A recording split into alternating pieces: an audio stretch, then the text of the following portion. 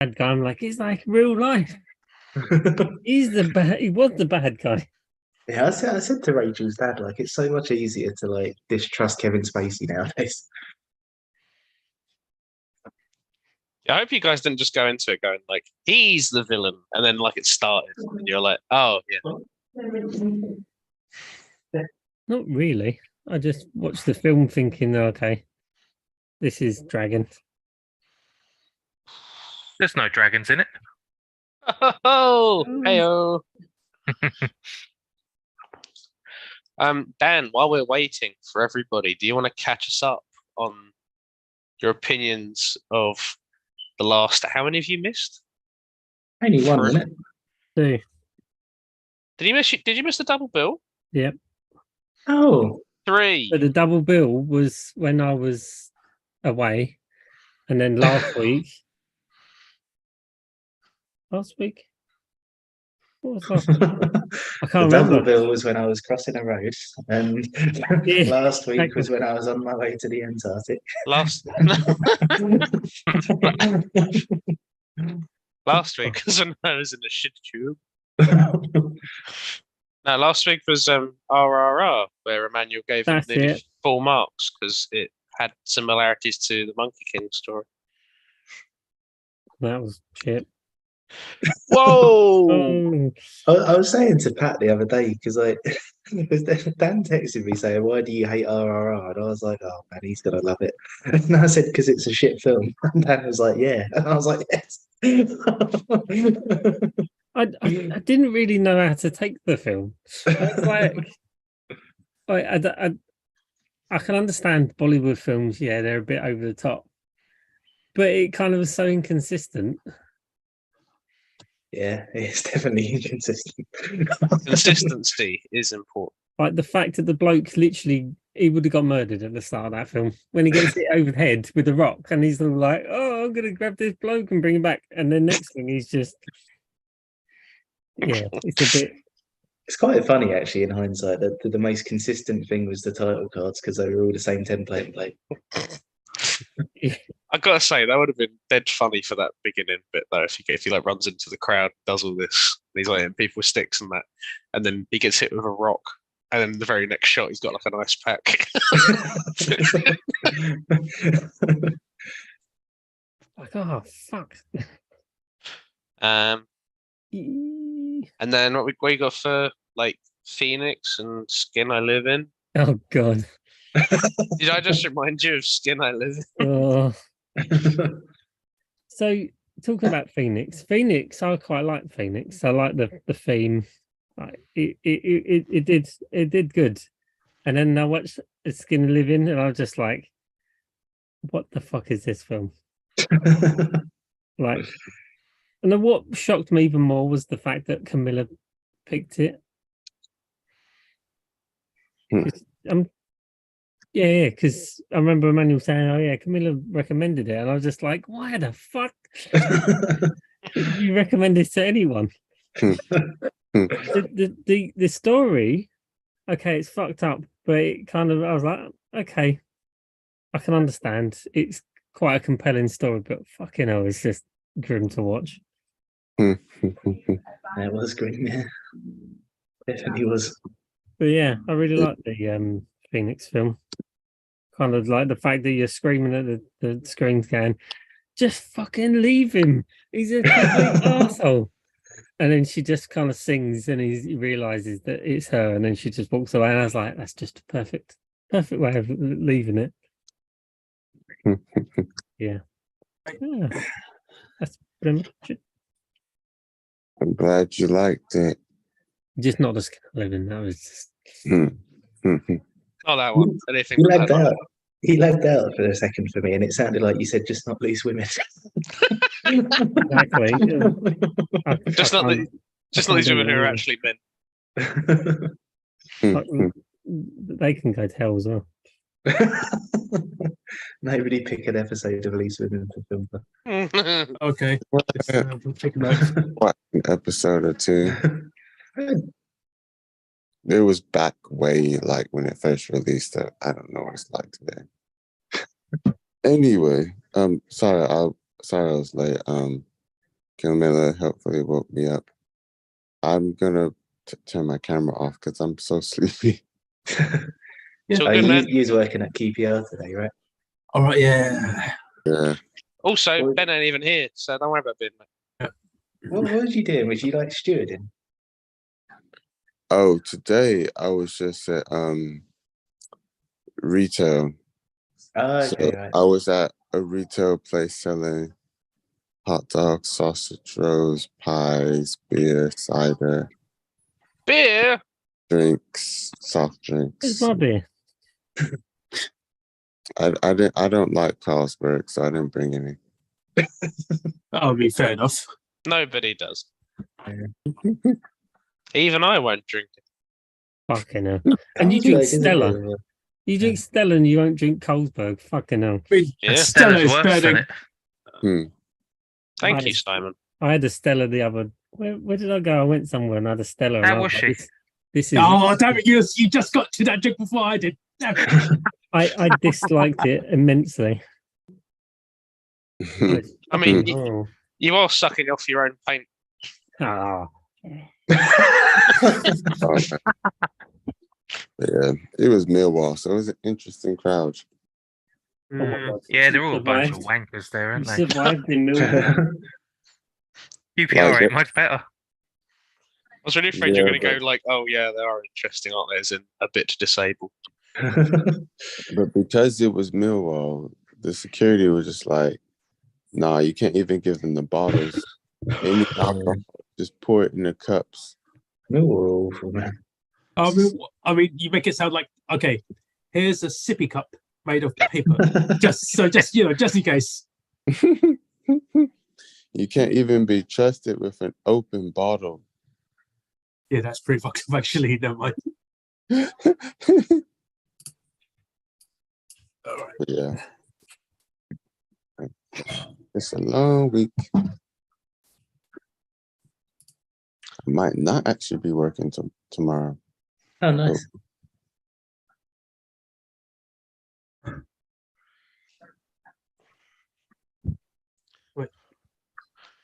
Oh, There he yes. fucking Ben. is. Wait, Hey, Ben. Ben, how was the film? The prodigal Good. son. How was the film you watched about 10 minutes ago? Yeah, well, 10 minutes ago, it was very good. Wait, what did you watch? A future film club pick, but I won't You divulge it. didn't. I was fucking taking the piss as well. It's what Wait. Ben does. Did you watch Alex pick? No. I mean, way future of a film that I will choose. Oh, right. Okay. I mean, Ben's in a good mood, so obviously not. Yeah. Yeah, I'll watch Alex pick tomorrow. Don't you worry. I see. I see. That sounded like you said you'll watch Alex Pitt pick. We'll see. God knows what it'll be, but it'll be a memorable one. God knows what it'll be, including us. There's only 3 people in this chat who don't know what it is. You're one of them, Simon. I mean, no, I mean, like I checked the film club, the score sheet, so I know pretty much everything else. I just went down, I was like, huh, there's some like titles there. Oh, so that's what we're watching next. Mm. Sorry, I thought I hid those. No, you did not. You did not at all. Nice. Very good. Just as you were saying it, I was getting the realization that this was my fault.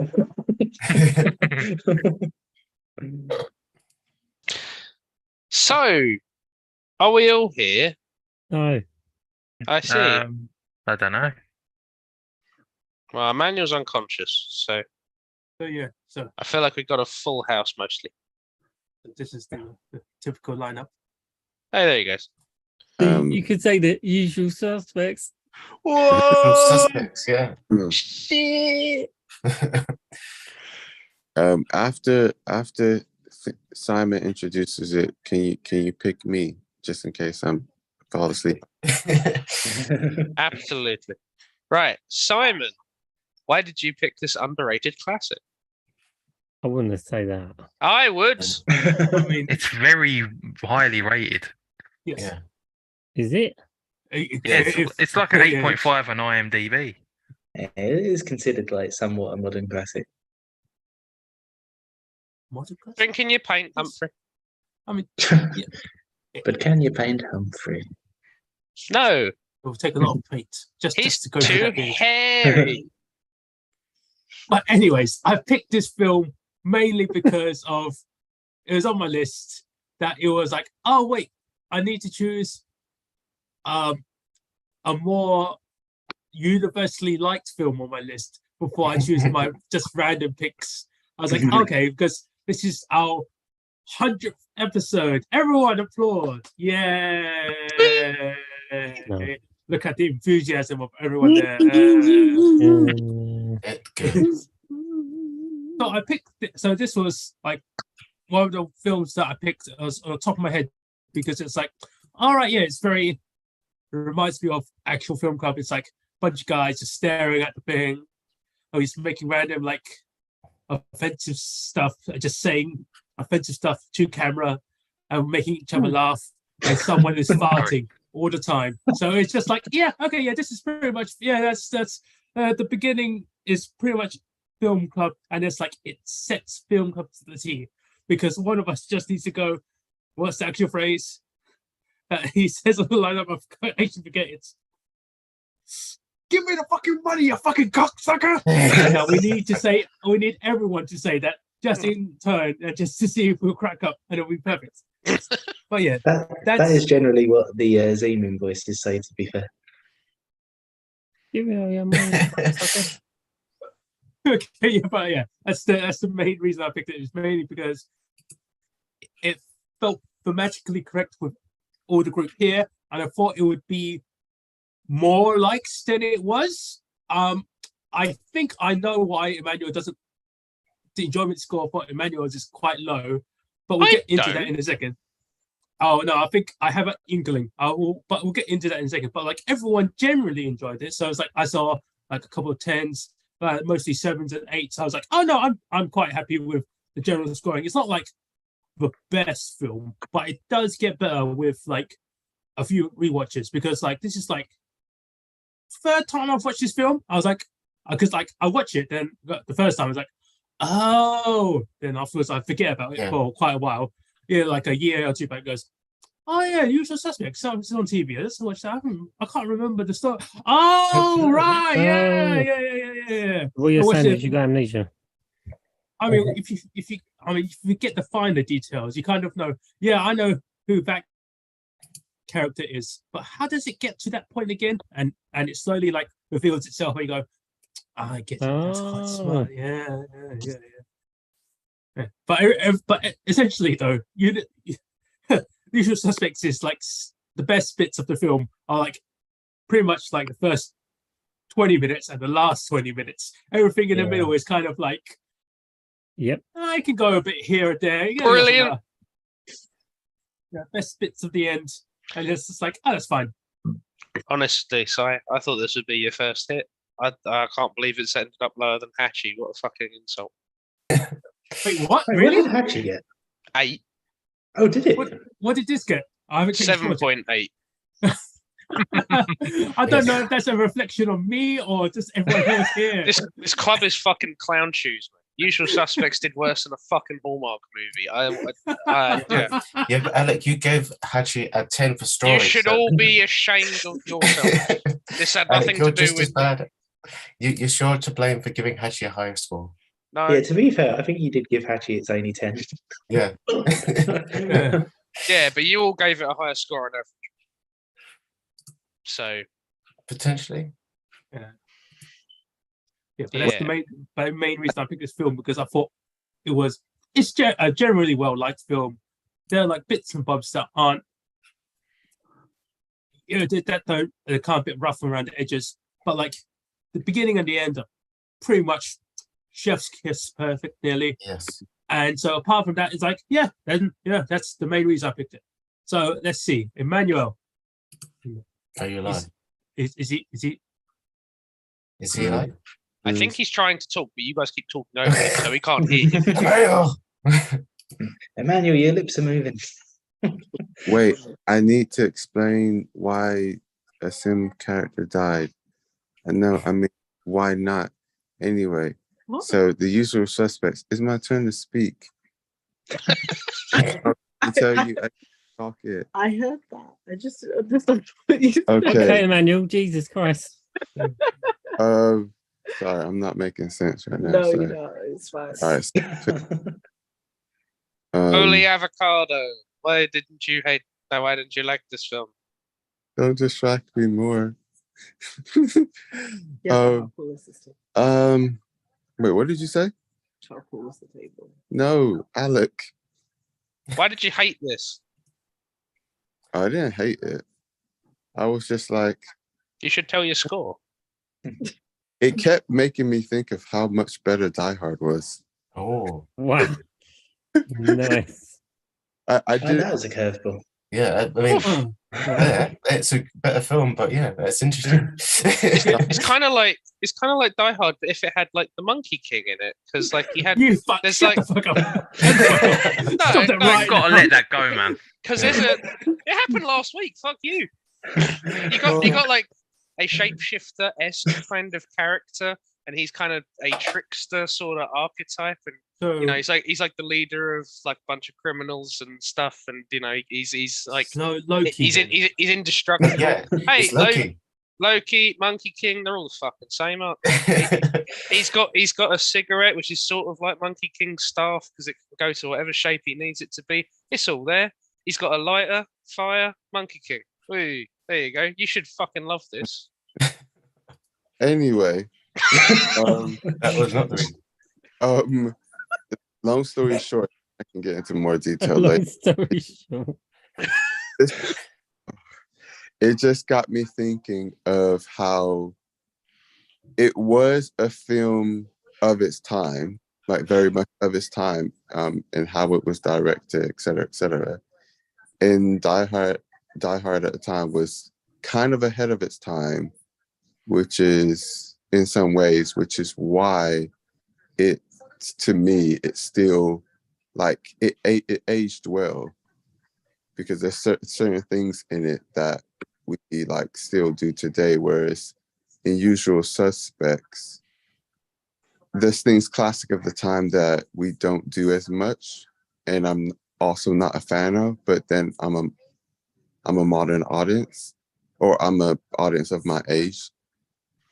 So also there's certain things I like or dislike. So otherwise, I thought it was a good point to being made.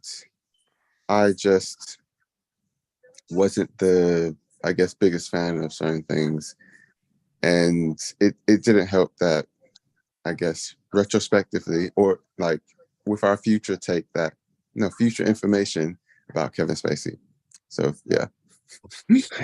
Okay, no, that's that last point is fair in itself, because it's like because of what happened nowadays compared to what we know then, it's kind of like Yeah. it does change the film a lot. I don't know where this ends though. Because when someone picks Bug's Life, is someone going to go, I don't trust that grasshopper?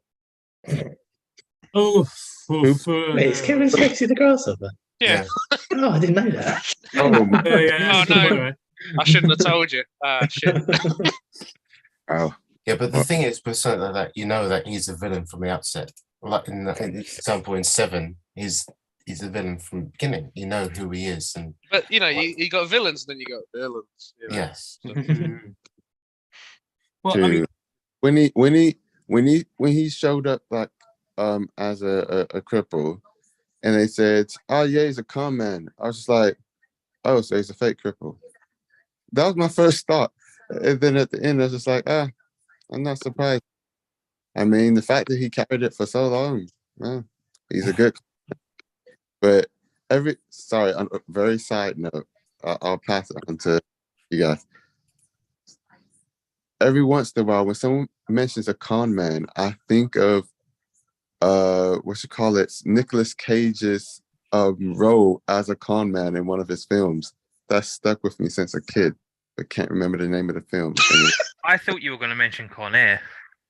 Oh no, he was actually plays a con man. I like the idea that you've gone. he's a con man, and you've gone, he's a fake cripple, and then he still insists on walking around this police station acting like a cripple, and they're like, we know you're not a cripple. He's like, fuck off. and he just keeps it up. Yeah. Right. But yeah, I know the film Emmanuel's talking about is Matchstick Men. Thank you. So I think at this point, this film club is like spoil Ben's future picks. So I'm going to pick Bugs Life next, and I'm going to pick Matchstick Men next, and that's got bloody Ken Spacey's. Gone off at once. Are you happy, Alex? We're the Magnificent Seven of spoilers. Yes. That's the most animated I've ever seen, Ben. Yeah. Oh, no, that's great. You guys, you're spoiling all my picks. You're How many protecting beers them, have but you what had? is it? That was the most explosive I've ever seen. I mean, I knew. Alex looked nervous. I am nervous. I thought I'm in safe territory. We're 100 picks away from sunshine. It's all good. It's all in the rear view. And then Ben's like, ah! Whoa! Ben's gone full Alec. Yeah. You Jesus. better like those films, otherwise I'm going to be sending you jam.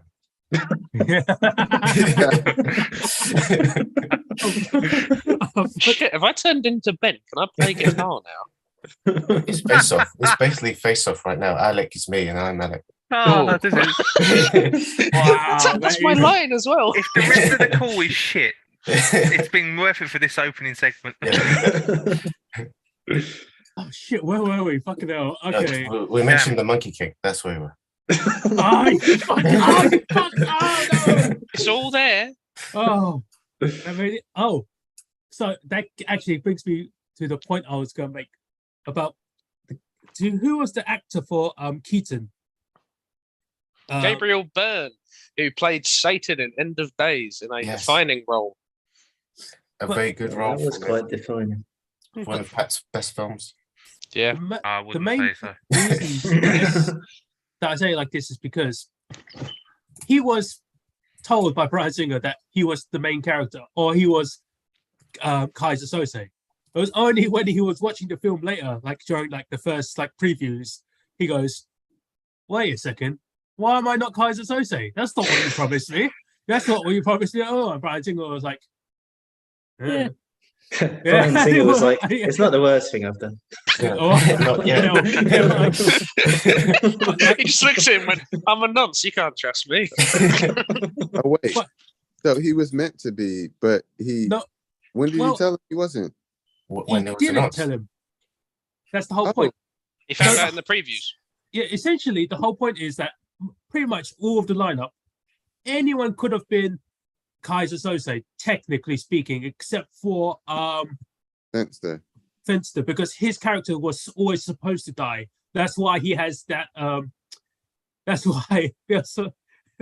That's why he had. Toro was like, I could just mumble his lines and no one will care, because the whole point is that I'm supposed to die and make myself like Yeah. sacrificial lamb of it, and it's like to make everyone go, "Oh no, this is more serious than we thought."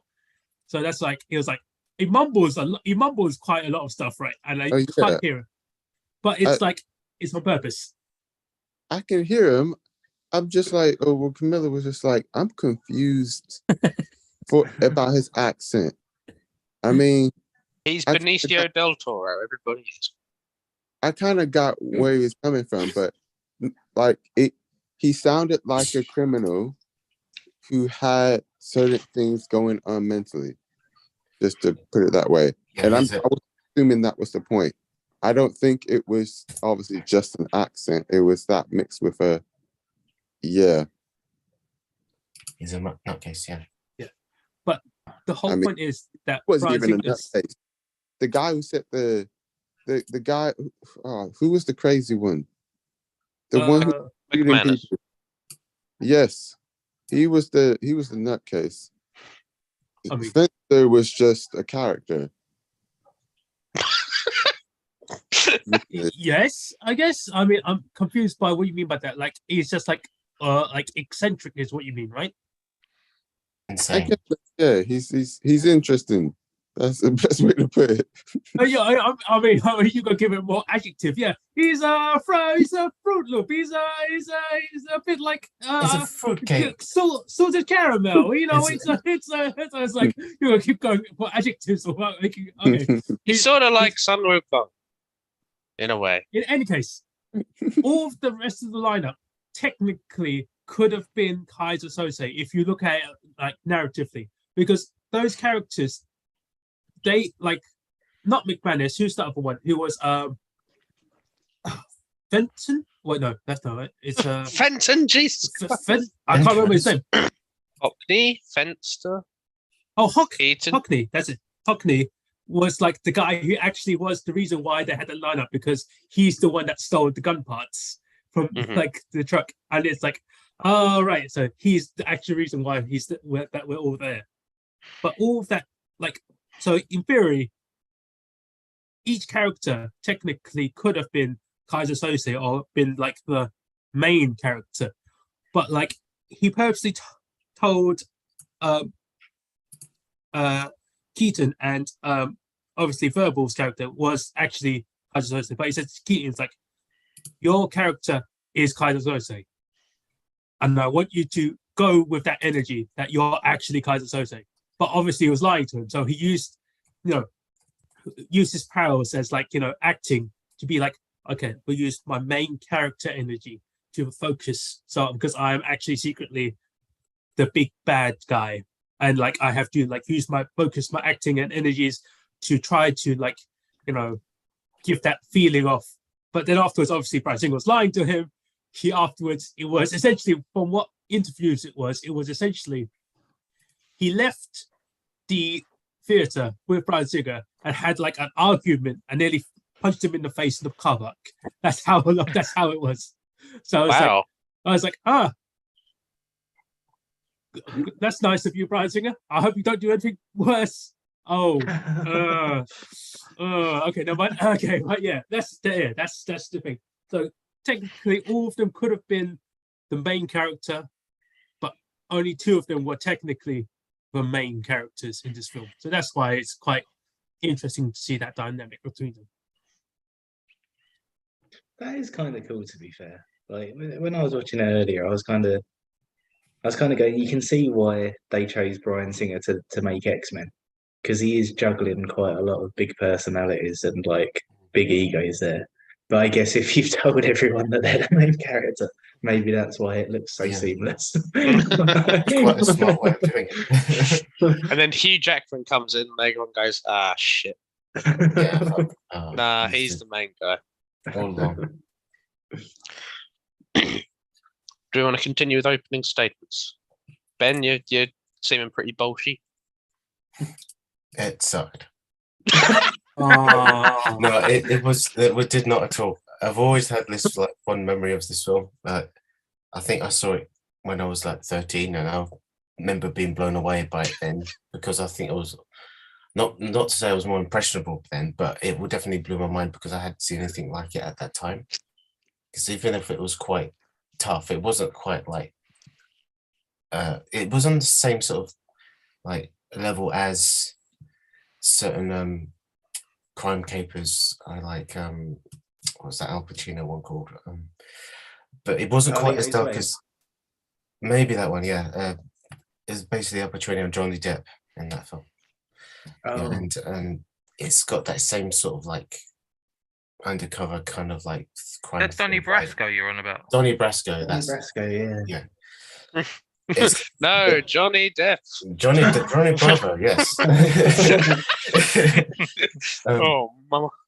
But yeah, it has this. It has, apart from a few things, but it has this lot of thing, this through line going through it of just being like this, bring these people together to do this not so much mission, but this task, and then it all goes wrong, and the film progresses and things escalate, and mounting things add up, and it gets to a point where everyone gets bumped off one by one. So even that on its own is good, but I think what made this film stand out above the rest was its ending, that kind of like this rug pull moment. And obviously I was so young at the time, I did not expect that, and back then it was just quite something I've never seen before. So it's always struck with me for that. And watching the film again, it kind of like is it plays itself close to the chest. It doesn't really do much drastic, nothing too drastic until the final 5 minutes, which kind of raises the bar to a point. It's like that. It kind of makes you go back and rethink the whole film again with this new information. And definitely, whenever you see it again for different multiple times, you just see it in a different light because you can experience it with the eyes that Kevin Spacey's character is Kaiser Soze, and it completely changes your experience. So it is very interesting for that reason alone. I think that's what you guys said. I think the most interesting parts about the film is the beginning and the ending. So if it didn't have the ambitious twist, I think it would have been very average of a film, despite having good performances.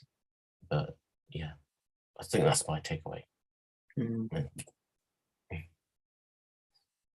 Very well. Who's next? Okay. Thank you. Yeah, I don't know.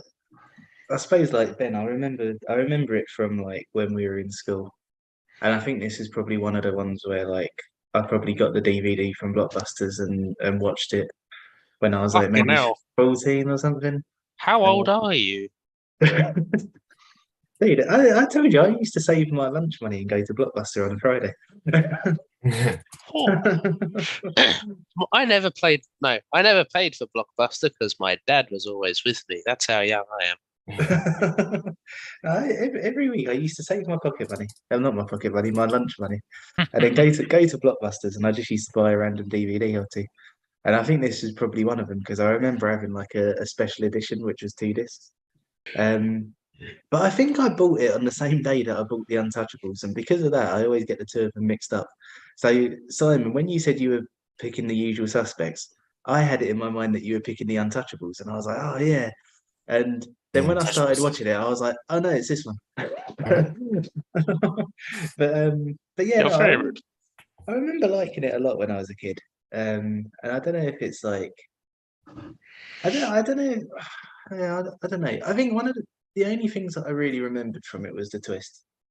And I don't know if watching it knowing that the twist is coming maybe like takes something away because I think it's like it's very it felt very heavily weighted towards Kevin Spacey this time, I think. And I don't know if that's because it's Kevin Spacey or because you're aware of what's going to happen later. I don't know. But I don't know. Everything was kind of like, for me, everything felt drawn towards him, and I didn't feel like you really got too much from the other characters. So it felt like a little bit kind of not shallow, but like a little bit incomplete, maybe. I feel like the answer to that question is because, I mean, yes, you when you watch it the second or third time, then you realize it's more Kevin Spacey focused because it's the lie that Kevin Spacey is telling the police officer. He's fabricated that whole story up, which is the reason why you go, he's just bullshitting in his way. Nothing really happened the way that it did. So it's just because he's, has revealed through that like cork board. It's just like taking some images and like making this like as he's going.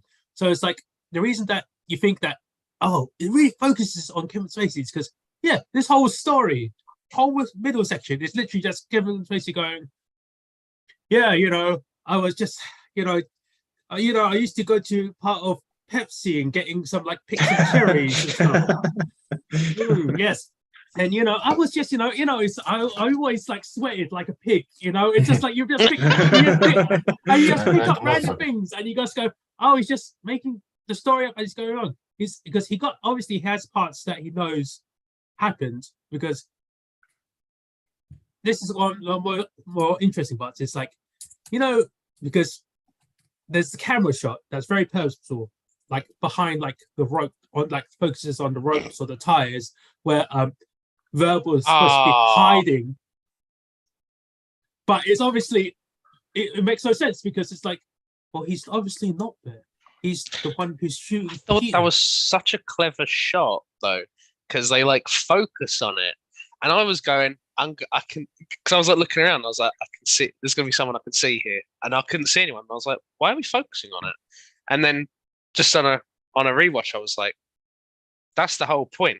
I'm looking for someone, and there isn't anyone fucking there because there wasn't anyone ever there because Kevin Spacey was on the fucking boat wearing the fedora. He's, but that's the point. I'm meant to focus on, but in the same way that I'm meant to focus on Keaton, in the same way the detective focuses on Keaton, I'm focusing on this pile of boxes. Going, where's the eyes? Where's the eyes? Where's the eyes? There's no eyes. No one's there. I thought it was such a clever opening shot. Like, sorry.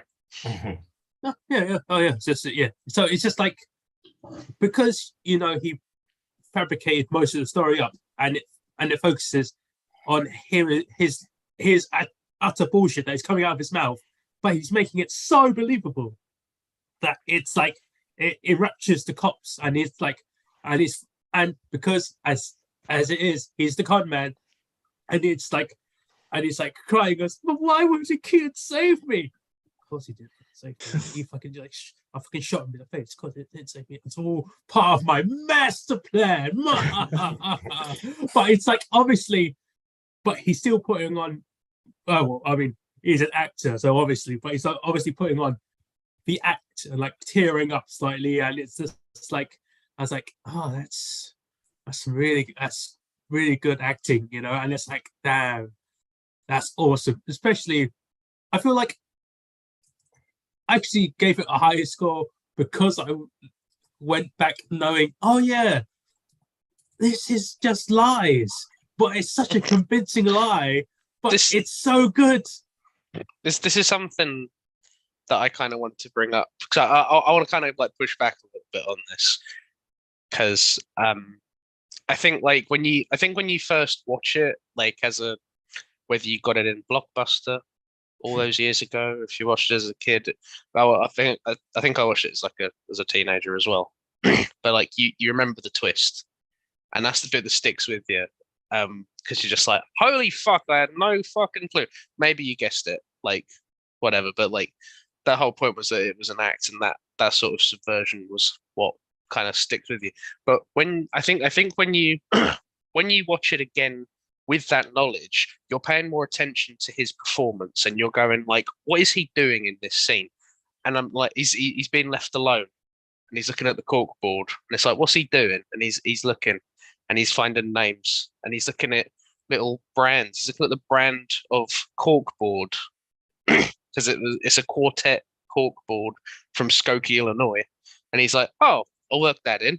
And he's just looking and looking and looking, and then you see the shots are not that you don't even know to pay attention to, because like when the detective is standing over him, he takes a swig of coffee, and you see Kevin Spacey's eye just kind of change just a little bit because he's looking at the bottom of the mug, and that's where he gets Kobayashi from. And like I find it more interesting with the knowledge. So I think like you do get the surface level bang. Kevin Spacey was kind of so all along. And you go, bloody hell, what a great film. Whereas on this one, you go, fucking hell, there's so many little nuances I wasn't picking up. Now I know, now I have that. I can kind of build on this. And it's like, why is Kobayashi Pete Postlethwaite? And it's like, because he wants you to look for a fucking Japanese guy. He doesn't want you to look for Pete Postlethwaite. He doesn't want to go, oh, he's this weird Irish guy with like an inexplicable accent. You go, no, he's a guy. He's Kobayashi. And like, yeah, you're kind of getting little hints here and there. And you're going like, why was Keaton there? You're going like, Keaton was chosen specifically because he's a corrupt cop. And nobody hates corrupt cops more than cops. So yes. People will go, he was a corrupt cop. The criminals are all like fucking disorganized, can't do shit. The corrupt cop is the mastermind behind it all because I'm the cop and I'm cleverer than criminals. So he must be the guy making them clever criminals. So that's got to be him. He's Kaiser Soze. Meanwhile, you got Verbal going, I'm going to really commit to this con where I'm a fake cripple. Like, I think it's just, I think there's like so much little I think there's so much nuance there that's not necessarily like spelled out. Mm. So and you're like you've kind of got you got in your team, you've got like the guy who actually did the fuck like the truck heist. You got a corrupt cop that everyone's going to focus on. You got Fenster and McManus, who are like two kind of like chaotic elements that everyone else is gonna. If you're not focusing on Keaton, you're kind of wondering what they're about to do. And then you got Verbal in the middle of it, and he's the last guy you look at, and so everyone underestimates him. Like he like established himself really early on, and he starts spouting his bullshit. And he goes, "When I was in a barbershop quartet in Skokie, Illinois, when I picked coffee beans in Guatemala, when I did this and this and this and this and this." And the guy's going, "Fucking hell, this guy can talk. Can you shut the fuck up?" And he's like, "Oh, I don't need a backstory. You've asked me to shut the fuck up. No problem." And it's like, it's stuff like that where I'm like, that's so fucking clever. Like, just giving you a burst of over information makes him go, "Stop giving me information about you. Fucking hell, you're dreadful." And he's like, "Okay." So yeah, that's mine. Humphrey, It was the first time welcome back. It was the first time I watched the film. Cool, nice to hear from you, Pat. Yep, that's about it. Did, No, did you? it did. The middle of it did kind of drag.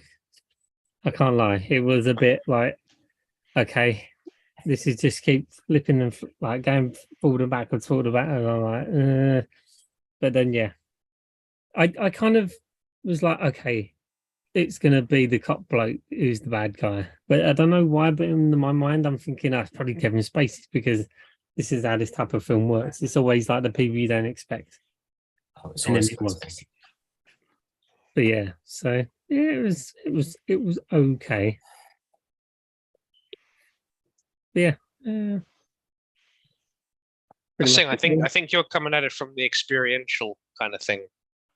Yeah. Whereas I think if you were to go back and look out for those clues, yeah, you'd find that quite rewarding, I think.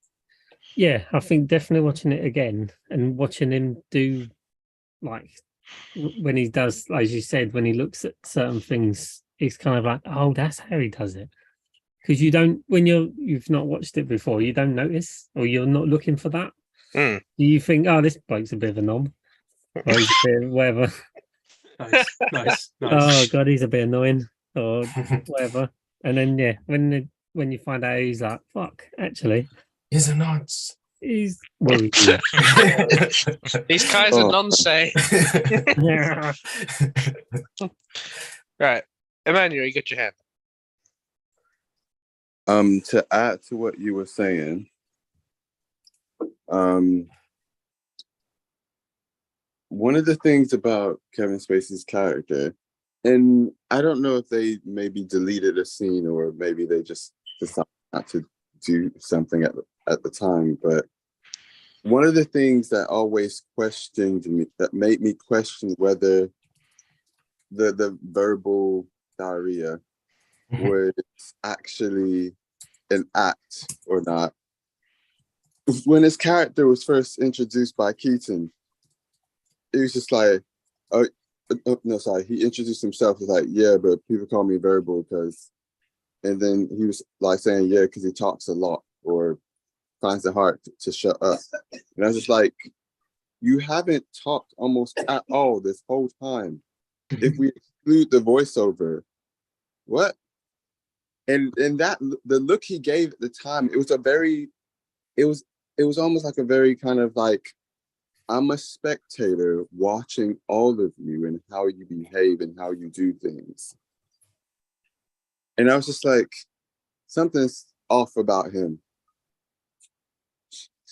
So it just made it even more less surprising for me at the end, where he was just like, you realize, okay, so he's Soze, and all the things that he's doing, because Camilla was just like pointing out even before the reveal, was just like, he's a con man. They already said he specializes at the short con and this and this and this.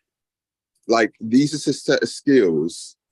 and it just makes the cops, especially the one who's questioning him, seem even more slow and just like really not a great detective, like not good.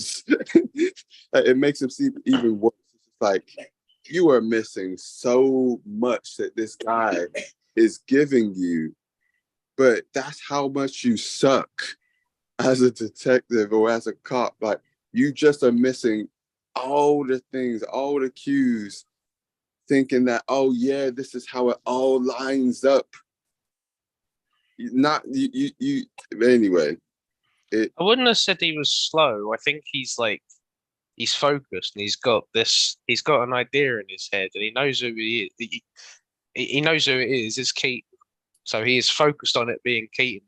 He knows that this guy's the guy who's going to rat him out. So he just needs to push hard enough. So I think he's got his he's like single-minded. I wouldn't say he's like simple-minded, but he's like, it's Keaton. I need to pin Keaton to the wall. I need to put an end to this. I know it's him.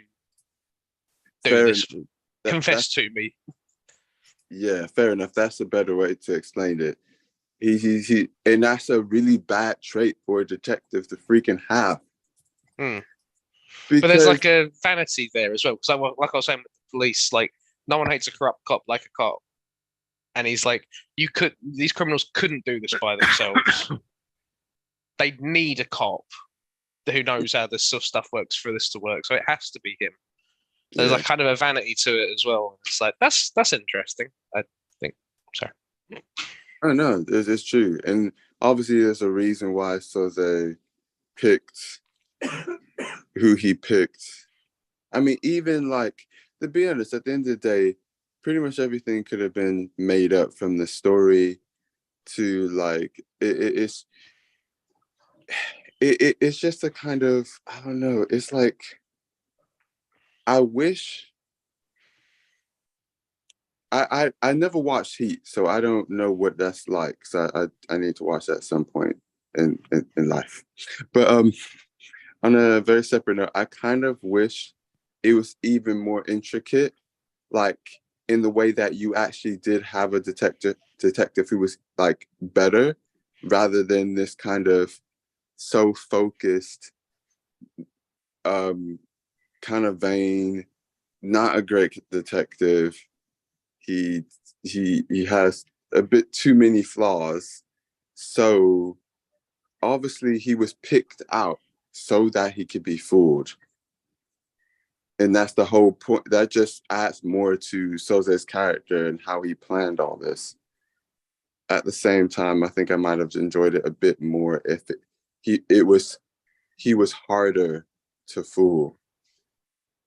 Like, he was figuring a bit more out, and it was a bit more of a mind, like a mind fuck, a mind kind of messing with him, but not in the way of like, oh, this is messed up. He's just that good and that smart that even another pretty good detective can't figure it out until it's too late.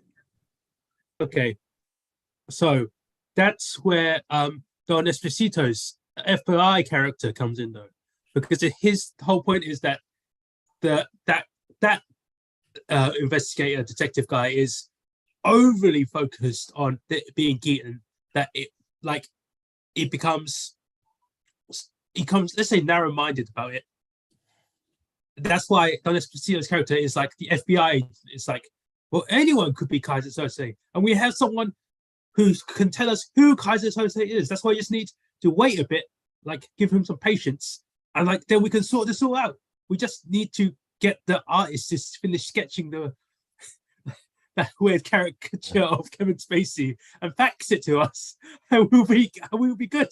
But unfortunately, because the other detective got so in his mind that it was Keaton, he essentially let him go early, or like he didn't keep him there for longer, because if he kept him there for just like that, 5 minutes, everyone would be like, goes, hey, it's the guy who's pretending to be a cripple. I was like, oh shit. I mean, that's how it could have gone. But unfortunately, because as we've, he was too hyper focused on it being Keaton, and he was like, yeah, even his lawyer girlfriend is dead because he planned this. He never loved her. It was all that. Mhm. He He literally can't entertain the idea that he's capable of having a relationship with someone. Mm. He like Kevin Spacey goes, he actually loved her, and he's like, no, Keaton's not capable of that. And it's like, damn, man, you've demonized this guy to the level that you can't even picture him being in a genuine relationship. Like, fucking hell. Sorry, I didn't mean to.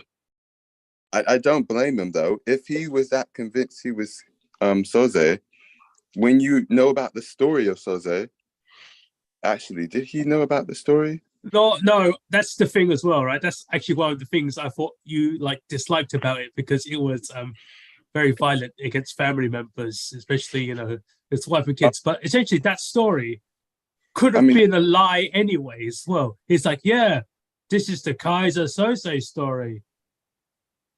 Yeah, but that wasn't the reason, though. It wasn't. Of course, it wasn't nice to watch, but it wasn't that long either. So it was a cool fucking scene, man. I'm not gonna lie.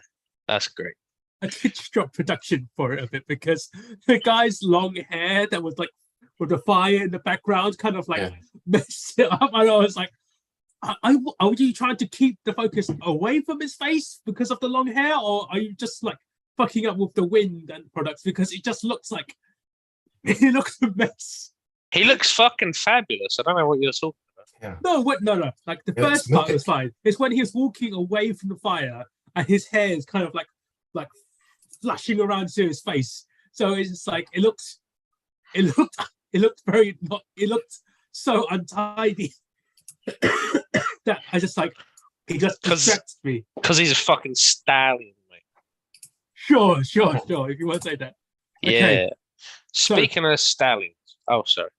I was going to say, Pat, what was your we had the same thought.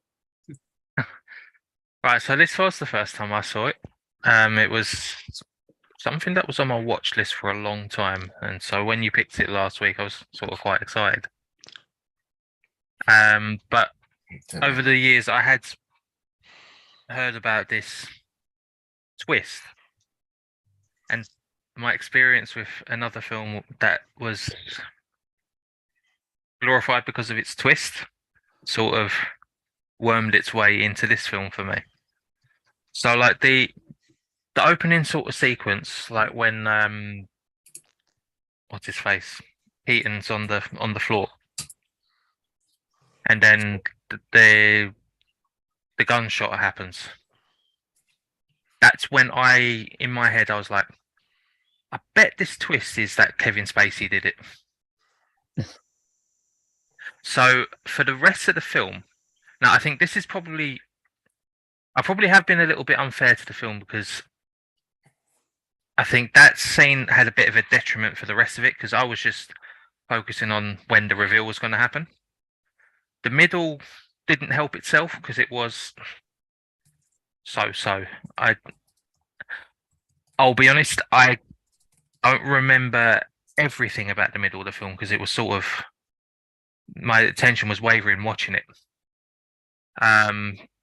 But then when it was revealed, I sat up bolt right and said, I fucking knew it. But fucking knew but it. now that I fucking knew it.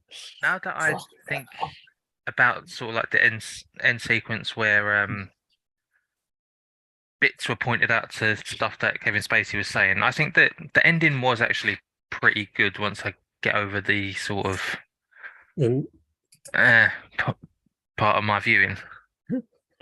I think this is the thing. Like, does 7 get worse because you know how it ends? Does Fight Club get worse when you know, like, the narrator was Tyler Durden? I don't think so. I think having this knowledge helps. For me, when I first watched 7, I didn't anticipate that ending. That was like that was a big thing for me with this one and The Sixth Sense. They're not necessarily bad films, but for me, the twist is telegraphed quite early. If if you are fully focused on what's actually going on, they sort of give big hints very early on. It's not easy for me to explain, but it was something that I could see quite early. When you said about 7, do you mean the bit with the head in the box?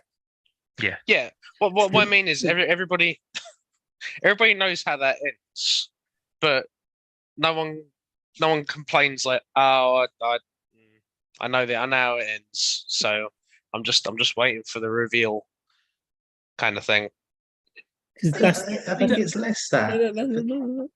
I think for me, it's less that, and like I wouldn't want to generalize and say like knowing the twist of every film is a bad thing or anything like that. But for me, with this, it feels like, and like obviously all of like the little clues that you get throughout it are quite interesting, and it's it's a nice thing to pepper through it, and all of that stuff's really cool. But I think there's a lot of attention that's gone into pulling off the trick of the twist, and there's less attention that's gone into sort of like writing interesting characters and all of that kind of stuff. So I feel like a big part of it is just the twist. And when you find out that the whole thing is a lie, it does it feels quite unsatisfying. So then when that's all there is to it, like I said earlier, I just feel like it sort of hollows itself out a little bit. Yeah, like I suppose I got like an hour through and I was like, are they I was like, where are they going with it? Like I didn't really care about most of the characters. Like I just wanted to get to the bit where Kevin Spacey got revealed as being that one guy. I keep forgetting his name. That one guy. the thing about just going back to 7. Bog. The whole thing about the ending with that was I knew because I watched a video about it, and it's like one of the most iconic kind of scenes in say cinema history, but it's quite iconic. And like if you don't know what happens in that film, then you live under a rock. And the problem is I knew what was going to happen at the end before I even watched the rest of the film. So I actually enjoyed just the fact of experiencing the rest of it and then going, oh, this is the bit with the box. It's kind of what's in the box. But it's not the fact that I knew what happened at the end. It was that I could see what was going to happen at the end. Yeah, it's a pretty big difference in that respect. Emmanuel's got his hands up, by the way. Yeah. All right, you go, Emmanuel. You go first. Thanks. One, what happens at the whose head was in the box? Gwyneth Paltrow, as should happen. Fucking you. I forgot. But then I remember not being surprised. I was just like, you had time to get out of this, my G. Anyway, what was I going to say? He annoyed me too much.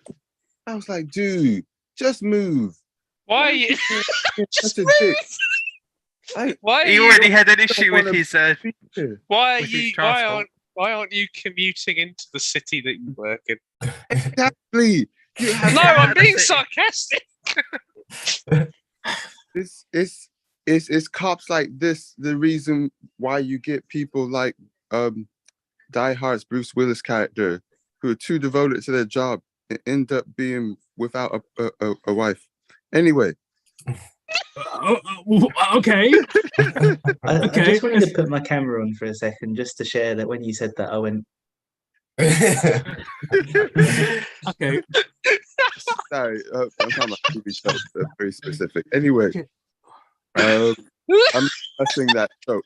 I was just pissed off at his character in particular. Damn it, Brad Pitt, move! No. Kevin Spacey's in your city. Do you need any more? Brad Pitt, move and take all the kids with you. Yeah.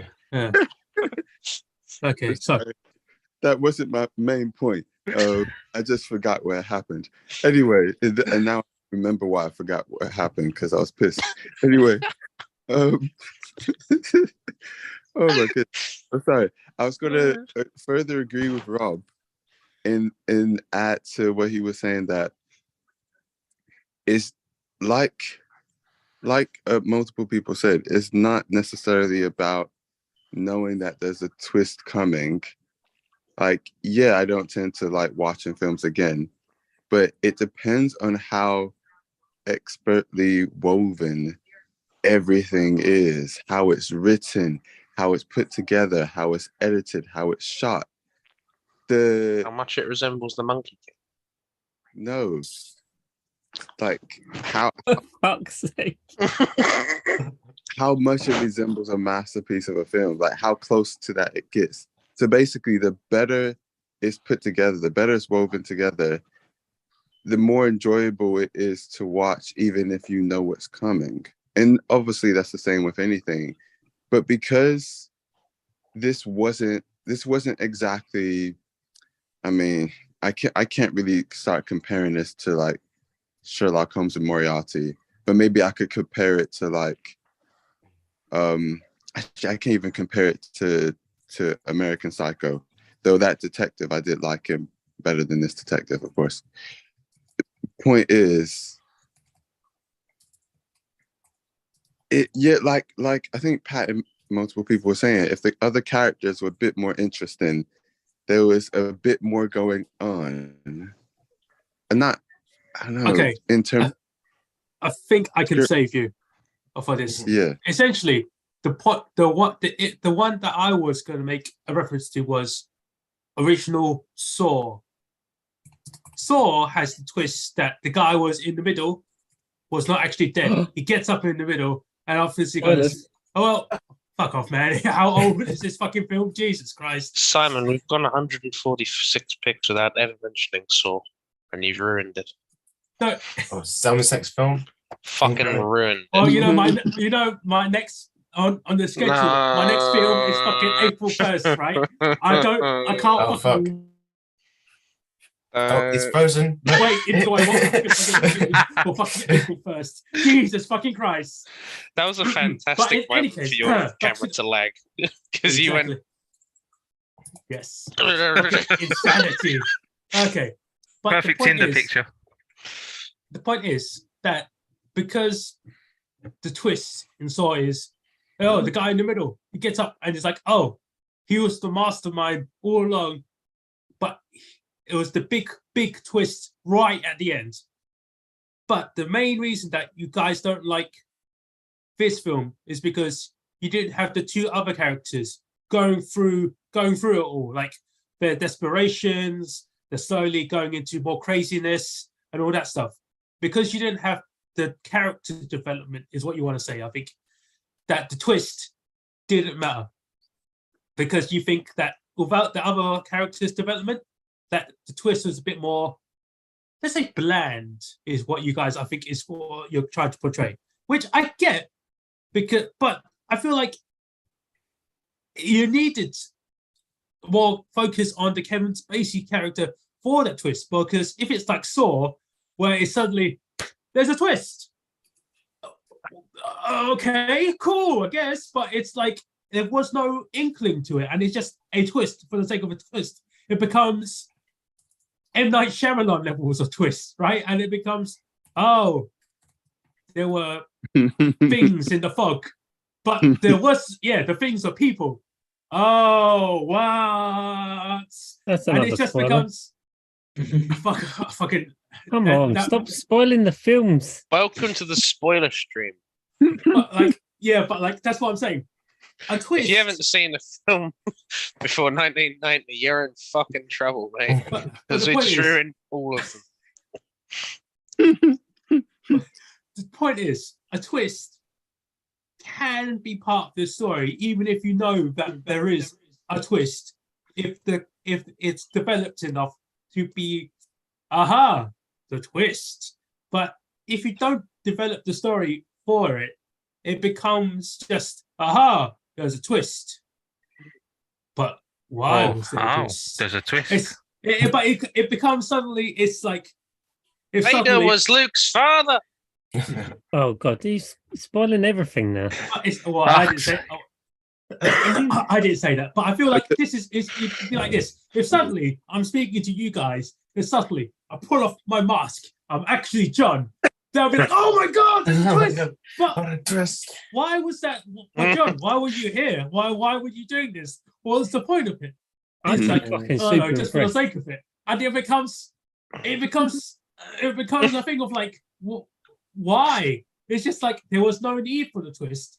But if the story develops so that this twist impacts the plot, but as not just like for stupid reasons, it has to have like an actual interesting reason for it to be a fucking twist, then it's fine. Because like, how do you explain it? I think this comes out of you see The Usual Suspects and you're expecting an ensemble film, and it's not that. That's part of the misdirect. It's about Kaiser Soze. And verbal kin is a tool that Kaiser Soze uses to mask himself. And the reason, and because I was going, like, why is he here? He's here because he has to be sure that he is killing Arturo. So he's kind of in the vicinity of the boat getting destroyed. He's got to get himself out of this, and that's kind of you don't necessarily realize that's the conflict at the start, but like, I mean, there's a general conflict. He's got to sell this, but yeah, I get what you're saying about The Usual Suspects as a group. Their whole adventure is kind of underwritten, but this is being told by Kaiser Soze, who needs to stay under the radar, who has been told to be concise, and who has to be careful with how much information he knows. So I think him keeping that like strictly factual, and he's not going, Hockney was in a quartet in Skokie, Illinois, because he's going to go, no, he fucking wasn't. What are you talking about? And he's just like, oh, I've been rumbled. So you kind of like, I get what you guys are saying about it being that kind of section of it being a bit underwritten, and that possibly contributes to why it feels like it drags. But I do think like the focus is supposed to be on it's not on the ensemble necessarily. You're meant to be focused on Kaiser Soze. I think that's the thing for me though, is that I think, and maybe like The Middle Dragon is a testament to this. I think conceptually it's probably a better idea for a short than a feature film, because I think when you've got like you want a fucking mini series, don't you? Usual Suspects, the mini series. No, I want this to be one part of an anthology series. So, No! I think That'll when you've got like this sort of like 2 hours that are basically dedicated to like everything is the twist essentially. It's just kind of like, I don't know. I feel like for it to work as a really good film, you need 2 parts. So you need all of this stuff that's contributing to the twist, but you also need those interesting characters and everything that would have made it a good film if the twist didn't even exist. Because you there's kind of like 2 extremes of all this stuff, and I feel like this is on one of them, because you've got the twists that Simon was talking about, where it just kind of comes out of nowhere, and the only point of it is so you go like, oh well, I didn't see that coming, and it's like, no, it's because it's completely random. And that's on one side, but then on the other side you've got this where it's like literally everything is facilitating this twist, and without the twist you wouldn't even have the film.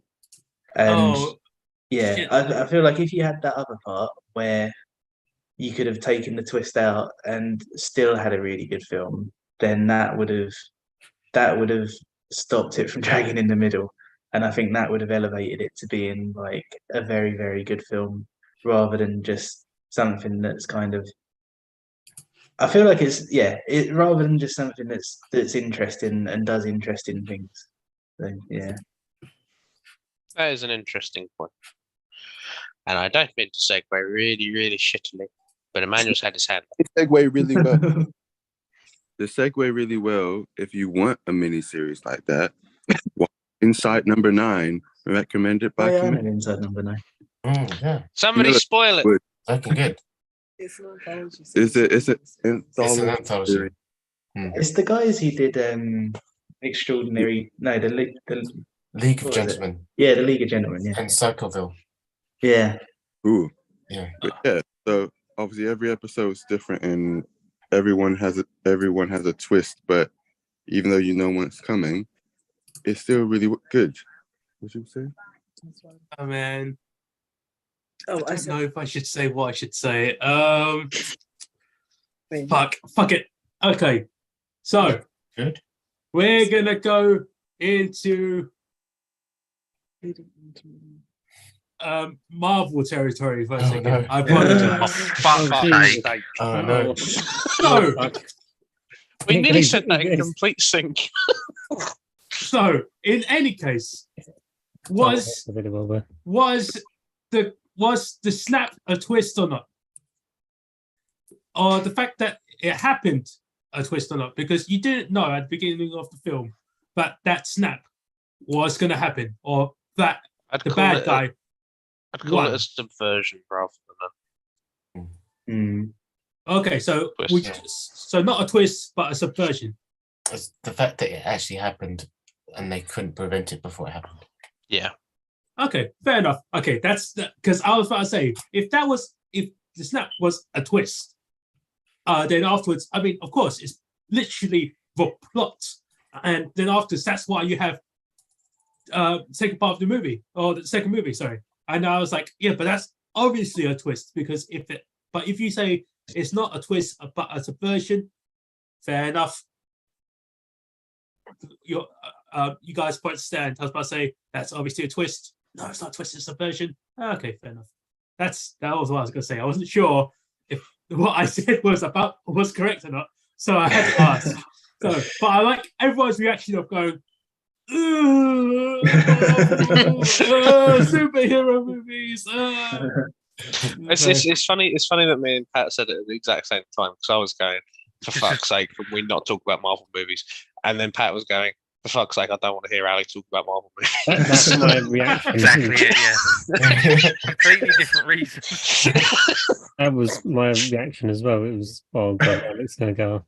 Stop trying to get in on our beautiful shining moment of But synchronicity. it was the truth. Okay. In any case, I forgot where I was going to go with that now. I gotta say, I think I'm reconsidering my position on this one. Like, Not good. I still think it's good.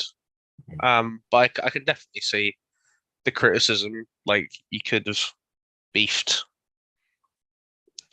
it up, and then that would have helped like the twist be more impactful. Because, like, yeah, if you had a good film plus a twist, ooh. Whereas if you only have twist, then yeah, you kind of got a bit of a. Because I find the stuff with Keaton, and like them having to work to try and like get a bit of a position of power on Kobayashi, and then he's like, "Oh yeah, by the way, I've got a meeting with your girlfriend. Can I can I come back to this?" And they're like, "What the fuck?" Like, that's still happening because, like, I guess I think the thing with like them being thieves as well. Like, I don't know if they're meant to be. I don't know if they're meant to be like that complicated. I don't know if they're like meant to be that likable and things like that. But yeah, you could have beefed that element up to accentuate the twist, because like kind of like what you're saying with Infinity War. Infinity War would have been like a really cool film even if the subversion didn't happen, because you still have all these characters interacting and you still have all these moments and you still have like all these like big set pieces and fights and all that stuff, and then the subversion happens, and then that's just kind of what brings it all together. And it's like it would have been a cool film without that ending, but that ending is what tied it up. And it would have been the same with this if we were like going like, fucking hell, this is great, I want to see these guys do more missions and like interact with each other more and stuff. Then knowing and knowing Verbal Kint was Kaiser Soze all along would have Just sewn that up just a little bit. I think the best way you could have done it is you could have had a couple of more very, very side characters. Essentially, the reason why you liked Keaton's character or Keaton's character was perfectly good for what he was is because he had his loyal girlfriend there. And she was a character that kind of like gave him the what's the urgency to do this mission, or Kaiser Soze was going to do very terrible things to her. It's literally what he said. Or Kobayashi said. Kobayashi Now, said, yes. if you don't do what I tell you, I'm going to do very terrible things. But the whole point is that with McManus and Hopkins' character, you just had those two guys. They were just two like extra people, but they didn't have as much urgency. But if you had like a character that they showed that they cared about was also going to be in trouble or like be hunted down and killed or something, right? It would have gave that urgency to the character. So that's probably it. You just were missing like two random extra side characters, like let's say it could have been like his dying father, or like, oh yeah, he actually has a son or something like that. And it's like, yeah, just like a random character just to give it like some urgency for him, for McManus or something, right? And it's just like, yeah, it would have been, that would have probably been enough for you guys to go, they are at least a character now that we can get behind and see them develop into like a character, a story, a person. But without that, it just became, they're just two extra random dudes who are very good at shooting and swearing and being angry all the time. Okay. Jay, speaking of the shooting and the sweat, oh, he's not here. I was going to say, I'm surprised that Pat didn't get on board with the dialogue a bit more, because there were so many lines where I was going, yeah, that's one of Pat's. Like all of the stuff about like the devil's greatest trick, and like basically every time they mentioned Kaiser, like I was kind of going like, this is the kind of dialogue that Pat usually loves. And then the Old MacDonald had a farm and he shot some dudes. I was like, if that was in dialogue, Pat would have given that a 10. That is Pat. When he comes back, we need to like.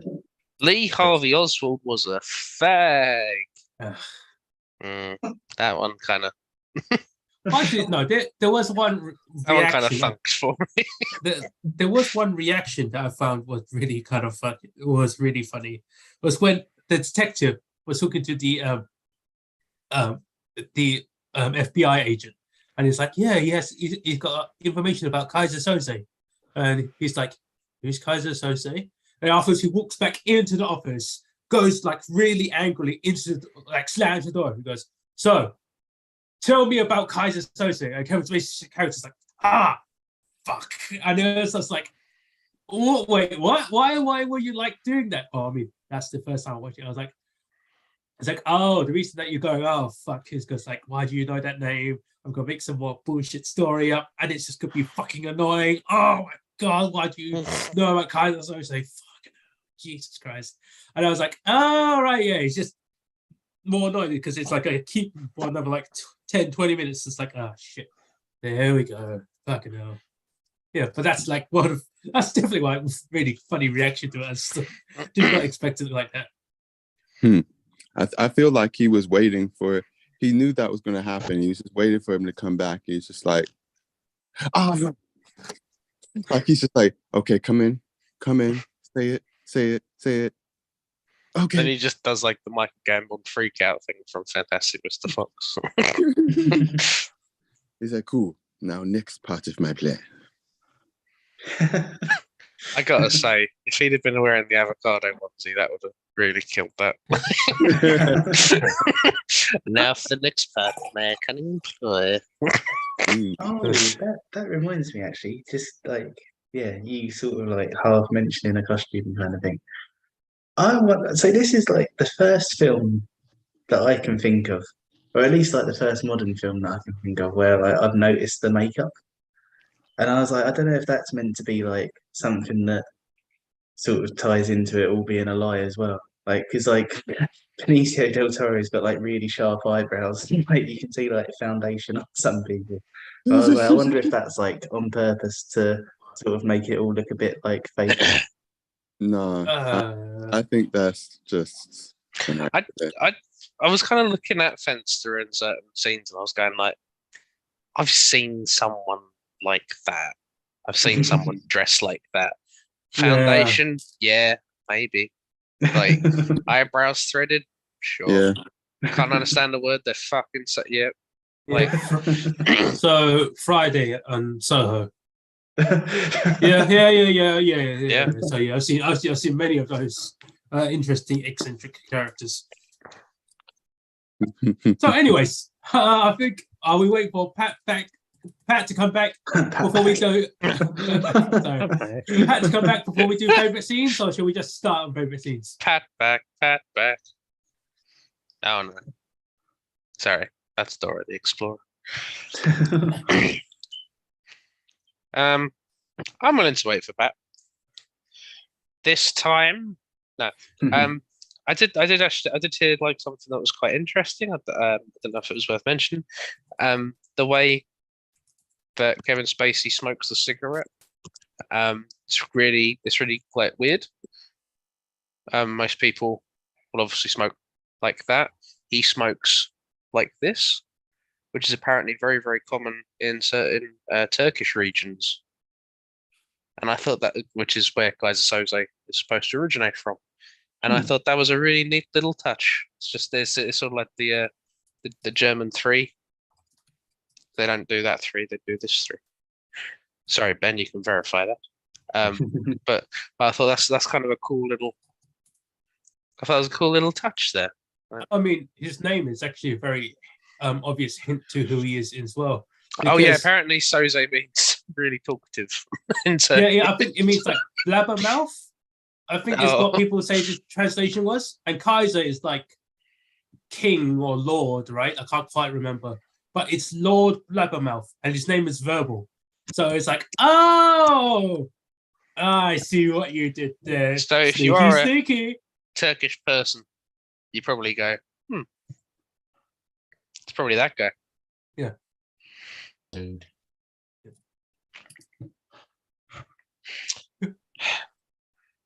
So we just wait for Pat. We had Pat arrive early just for him to have a shit mid-call. Oh, is this okay? This is why we usually wait for him for the 10 minutes first. So yeah, we can take the shit. He does this. He does this despite me. He has a shit at the beginning, so I'm going. That's how we work. And then today he was like, "Oh, I'll come in early," and then now he's just like, "I can't actually hold it anymore." Yeah, I think no, screw it. Let's just do favorite scenes because like I don't want to waste space. I don't want myself. 2 hours waiting for that. It's just that's like, we're gonna be here until like 1 o'clock. Okay. So, favorite scenes. Ben or Pat? Go on. Ben or Ben's Pat? Oh wait, no, Ben. Me. Ben, yeah, Ben, because Pat's not here as well. Ben by default. Yeah. Sure. Why not? I guess. I don't want to wait for Pat. Who wants to go first? Ben or Pat? Let's go. Yeah. Well, I suppose to me, like the scene that holds the film together is the final sequence where the detective pins everything on Kevin Spacey's character after he leaves the room, and he just looks at the board of evidence behind the desk, and I think that's just so clever because you can see everything that you've seen in the entire film just put into perspective, and you can see every little reference, every little name, and everything he's ever said in his interrogation all come together because he's just read like random stuff on the board just because he's just been like improvising the whole time, and that's so smart. And then he just rushes out the room, tries to get in, but obviously it's just all far too late. So I thought it's one of those like almost got in moments, and I think it's just brilliant, and it certainly just elevates the whole film to the next level because it just makes everything else, makes the whole journey that you've been on worthwhile because it's just such an interesting revelation. Yeah.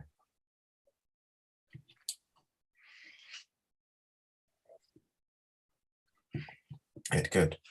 It's good. No, I'd say the same. It's probably the end, just because the way it unravels. Let's try and name a scene that isn't the end. Because I feel like we're all gonna say the end. Because my one is also the end. So Do you know what? Like, I mean, obviously, the best scene is the end, but a scene that I have a new appreciation for is probably when you first meet Kobayashi, because I was initially it's because of you actually, Alec, because I was initially going like, it's really weird casting to put Pete Postlethwaite in this in this position, and when I said that to Alec earlier, he was saying about how it actually kind of like, well, it sort of like reinforces the whole thing. And yeah, sort of seeing it from that point of view, I was kind of going like, oh yeah, I guess that's actually quite interesting.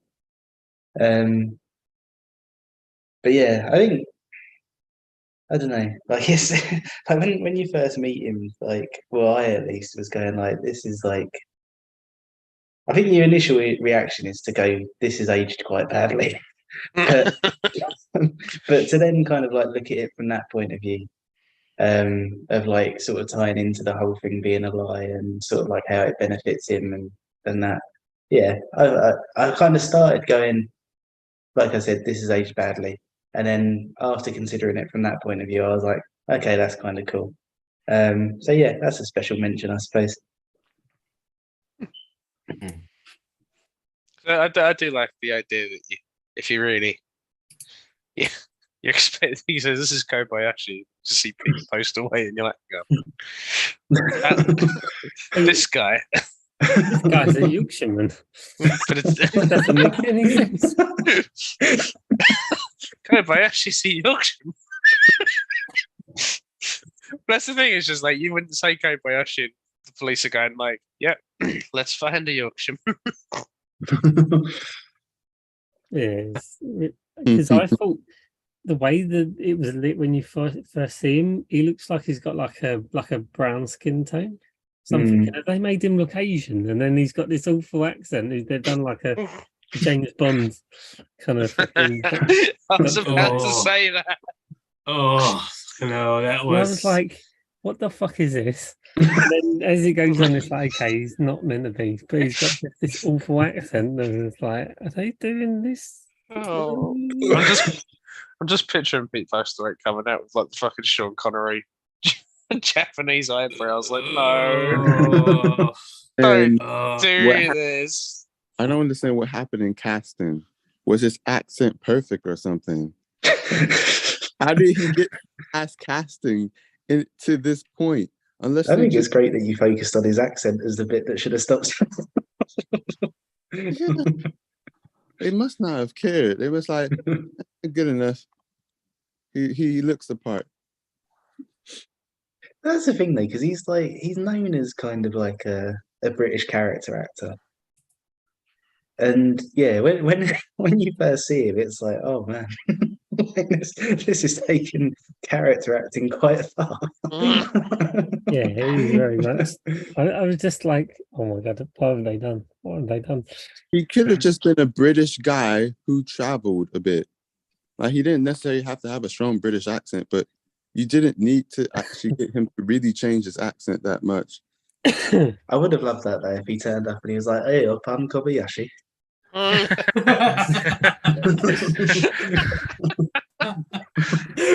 Fuck it up. fucking- Arigato. To be fair though, that's not far off Sean Connery in Highlander. I am Juan Pablo Ramirez. Oh wow, wow! You made me remember that scene. Oof. One of the bits that kind of got me was the fact of like they turn up to the job and they've got like military grade weapons. I'm like, wait a minute, where did this come from? They've gone from like robbing people in the street to literally doing an armed robbery heist with fucking, is it an AUG? Like the bloke with the sniper rifle on the roof that no one can see, even though he's like literally standing in the middle of Oh right, yeah. When was the last time you ever saw a roof? I mean, really, come on.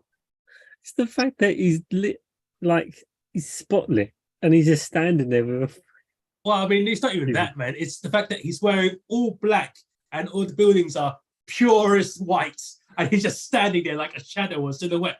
And it's like, you're very obviously a person who's obviously on that roof. It's very obvious, and you're like, the distance from it was only like, it's like I can actually see you from 100 meters away. That's the problem, right? It was like, you're so obviously there. It becomes a thing about it.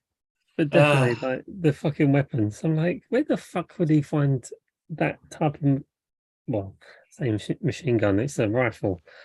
I was just like, this is really bizarre. The fact that they're just doing fucking Navy SEAL shit. Well, I mean, you say it like that here, but it becomes like, where did they get the dynamite and C4 stuff? It's just like, I mean, they're criminals. They probably have some connections. Like, they used to do crimes together. So it's like, yeah, it'd be fine. It's like, it's not the biggest thing. It's just like, we used to do crimes. We can get crime stuff. Keaton, how do you know verbal? We used to do the crime. The crime?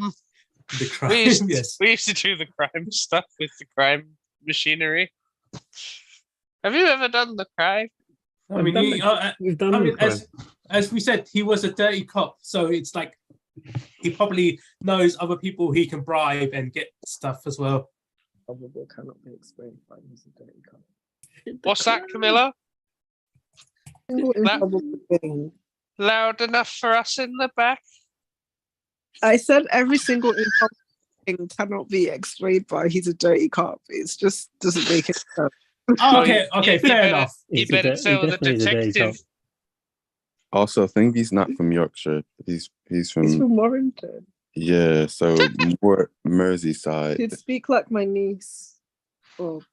All right. Is your niece Kobayashi? So near Manchester. Well, I mean, Emmanuel's name is Kobayashi now in Japanese. I just noticed that myself. I was like, yeah. I was looking at it. I was like, why does he have? Yeah, oh right, yeah. I was like, nah. Such a fucking weeb.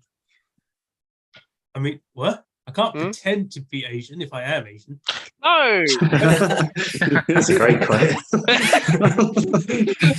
I was talking to Emmanuel. Oh, sorry. Wait, what? I the fucking Japanese on his fucking nickname. No, sorry. Because I just finished speaking, and you go, "That's such a fucking weeb." I was like, "Oh, you're obviously talking to me, right?" That's like, okay. You're such a fucking weeb, Simon Wong. And then, so, favorite scenes. Who else has favorite scenes? Fuck's sake. Apart from the ending, it's probably the beginning, right? As I said. A new feature. Fuck's sake, you've ratted me out there as well. I mean, it's so well made. It's because it's so funny, and it establishes the characters as well. It establishes the characters so well, so masterfully, because it's like, obviously, the guy who did it, the crazy one, who thinks kind of was the really funny one, the one that they kind of want to blame on, and the guy who's just like to the side. I probably didn't do it, but we kind of need him there anyway. And it was like perfect lineup, perfectly establishes how they went through it all, and it was so great. Yeah, that lineup's very iconic. And knowing that they're all laughing because Benicio del Toro kept farting, like that just yeah. Apparently, it was like 12 takes in a row, right? Yeah. I do like some of some of the outtake stuff, because apparently Redfoot wasn't supposed to hit McManus in the eye with a cigarette. It was meant to hit him in the chest, but he just flicked it wrong when it hit him in the face, and they just kept it taken. And I was like, that's kind of neat, like that.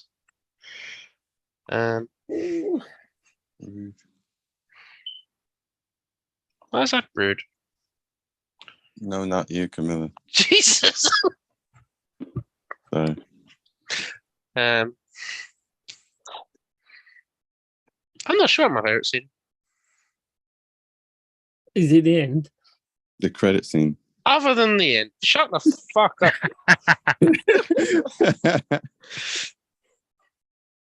Is it the bit where he pisses on the fucking fuel to stop it from No, blowing up?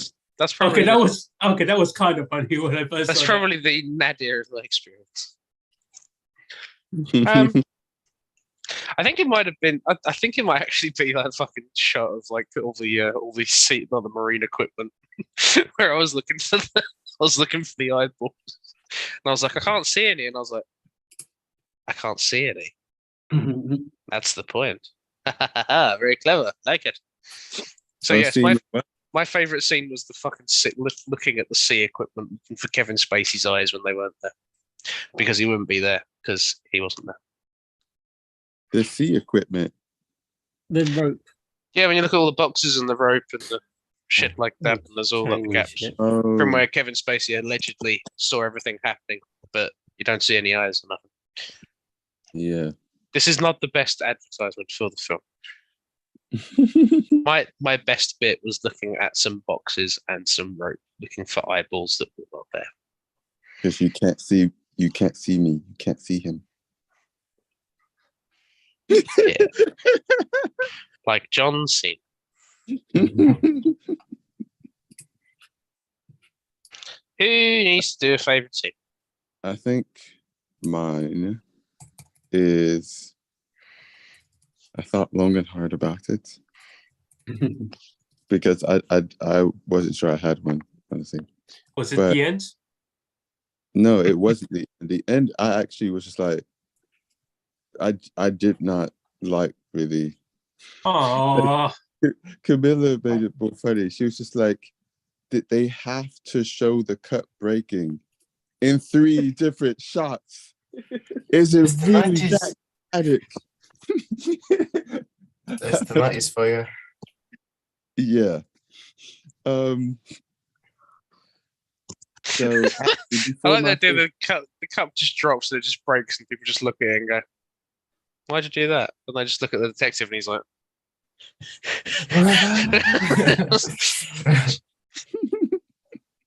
someone's gonna have to clean that up now, you dick. Why did you drop your coffee? But actually, before the favorite scene, to say the things that I didn't say. So, of course, it's a film of its time. There's things in how it was directed and how it was acting.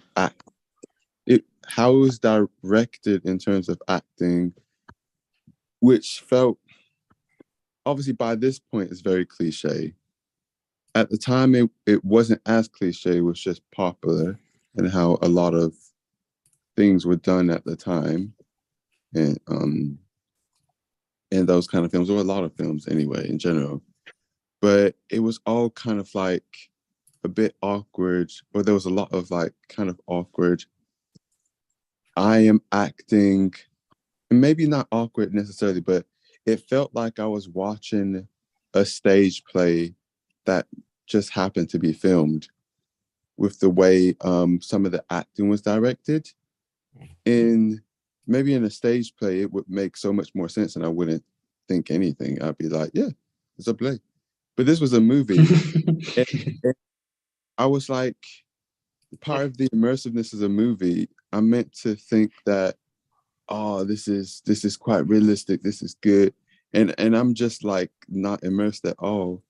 And I think the first moment that really threw me off was when the crazy McManus guy was like, they did that shot where they kind of brought him in, where they shine the big bright light on him, and he's just like pinned over. It's like, yeah, I can't remember what he was saying, but it looked like they weren't really pinning him. Like he was just like, I'm gonna lay here, I'm gonna say a few lines, and then we're gonna cut the next scene. He was in bed. yeah, he was literally in bed, and he literally went, "What the fuck do you guys want? It's like 3 in the morning." It's like, "Oh, fucking arrest me! Just let me go back to sleep." And it's just like, yeah, But yeah. it's also the difference between, obviously, these days subtle acting being more popular compared to overt acting. And don't get me wrong, there were still subtle things in it, Like we know that, especially with Kevin Spacey's character and just a lot of in Keaton's character and whatnot. But there were just a lot of little things, even the way it was kind of shot, or the whole kind of narration over it. There were times I was like, please stop talking. I don't need you to keep telling me just show me, please. You don't need to keep speaking over the whole freaking film. You're not Morgan Freeman.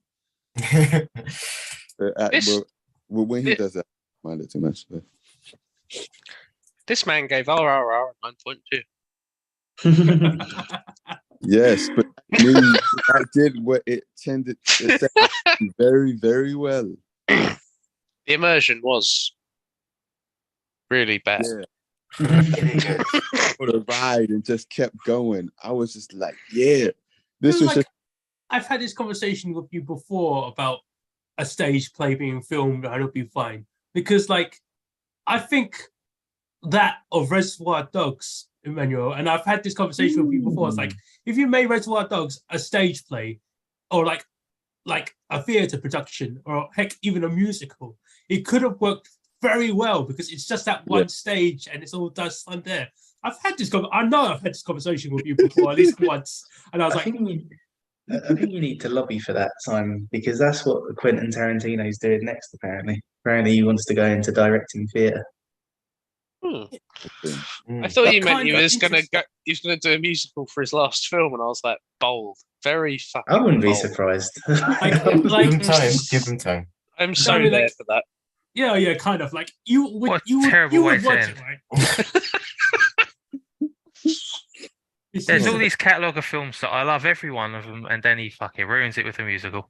And then you go and spoil it all by ending your career with a musical. The best musical ever made.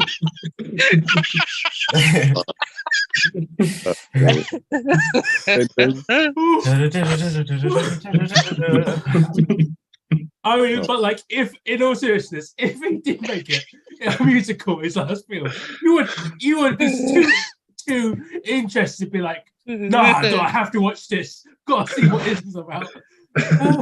Yeah, I'd be up for a Quentin Tarantino musical. Why not? I mean, he's got a lot of his music in his films anyway. Like, You said what? Actually, there is that scene in what's it down in Mexico? What? The one Dust that he Till wrote Dawn? with Robert Rodriguez. Dust Till Dawn. Yeah. No, not Dust Till Dawn. No, All right. Apologies. Is it Once Upon a Time in Mexico? I didn't fucking mean in to. the car by just beat up in the car by stopping and starting it. And Death Proof. Death Proof. It's the whole music scene where I swear is even singing part of it, kind of like in Reservoir Dogs, where it's like stuck in the middle of you and that kind of whole scene. I could imagine if it ends up being a musical like that, where most of them are like quite brutal, like, or messed up scenes, but they're just singing alone.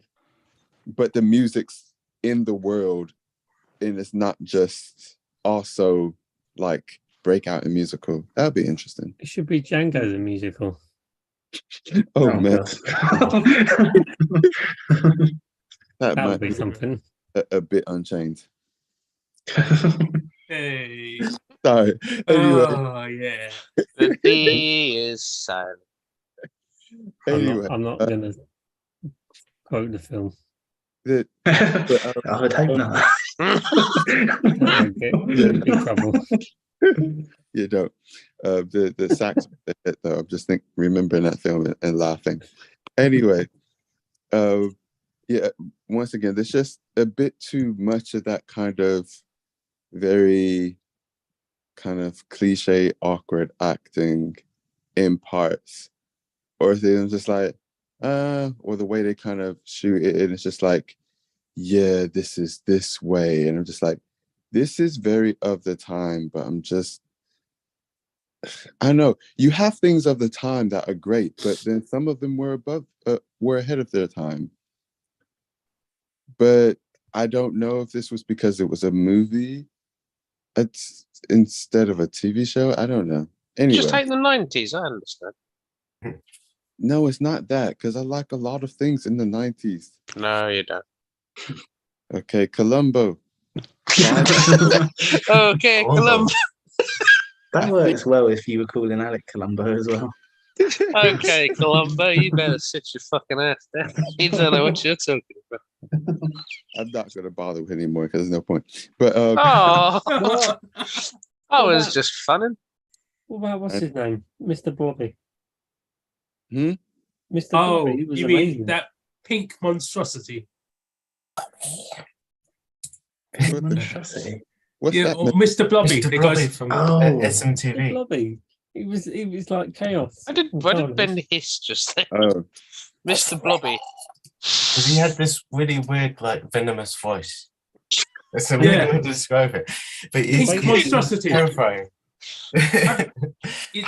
Yeah. okay. Yeah, half- like a modulated. Is it modulated? Yeah. Modulated is probably the best version of that. To say that. His voice was fuck. Yeah. I have to say, in that kind of age range when we were growing up, I feel like America had better children's shows, as like more better children's shows than the UK. But I think it was just because my taste. I only liked so few things. The Magic Roundabout, where it was all high, and Well, I It- mean, if it- you want to talk children's cartoons, you guys in the States had it all with Fox Kids and the animated Spider-Man show, which is definitely one of the best Spider-Man shows. I mean, That animated Spider-Man show was fucking peak Spider-Man. Fucking amazing. Sorry, man, but anyways. I did like Look Up, Look Down, Look All Around. Come out. There were a few shows that were gems. Isn't that what they tell you to do if you've had a neck injury?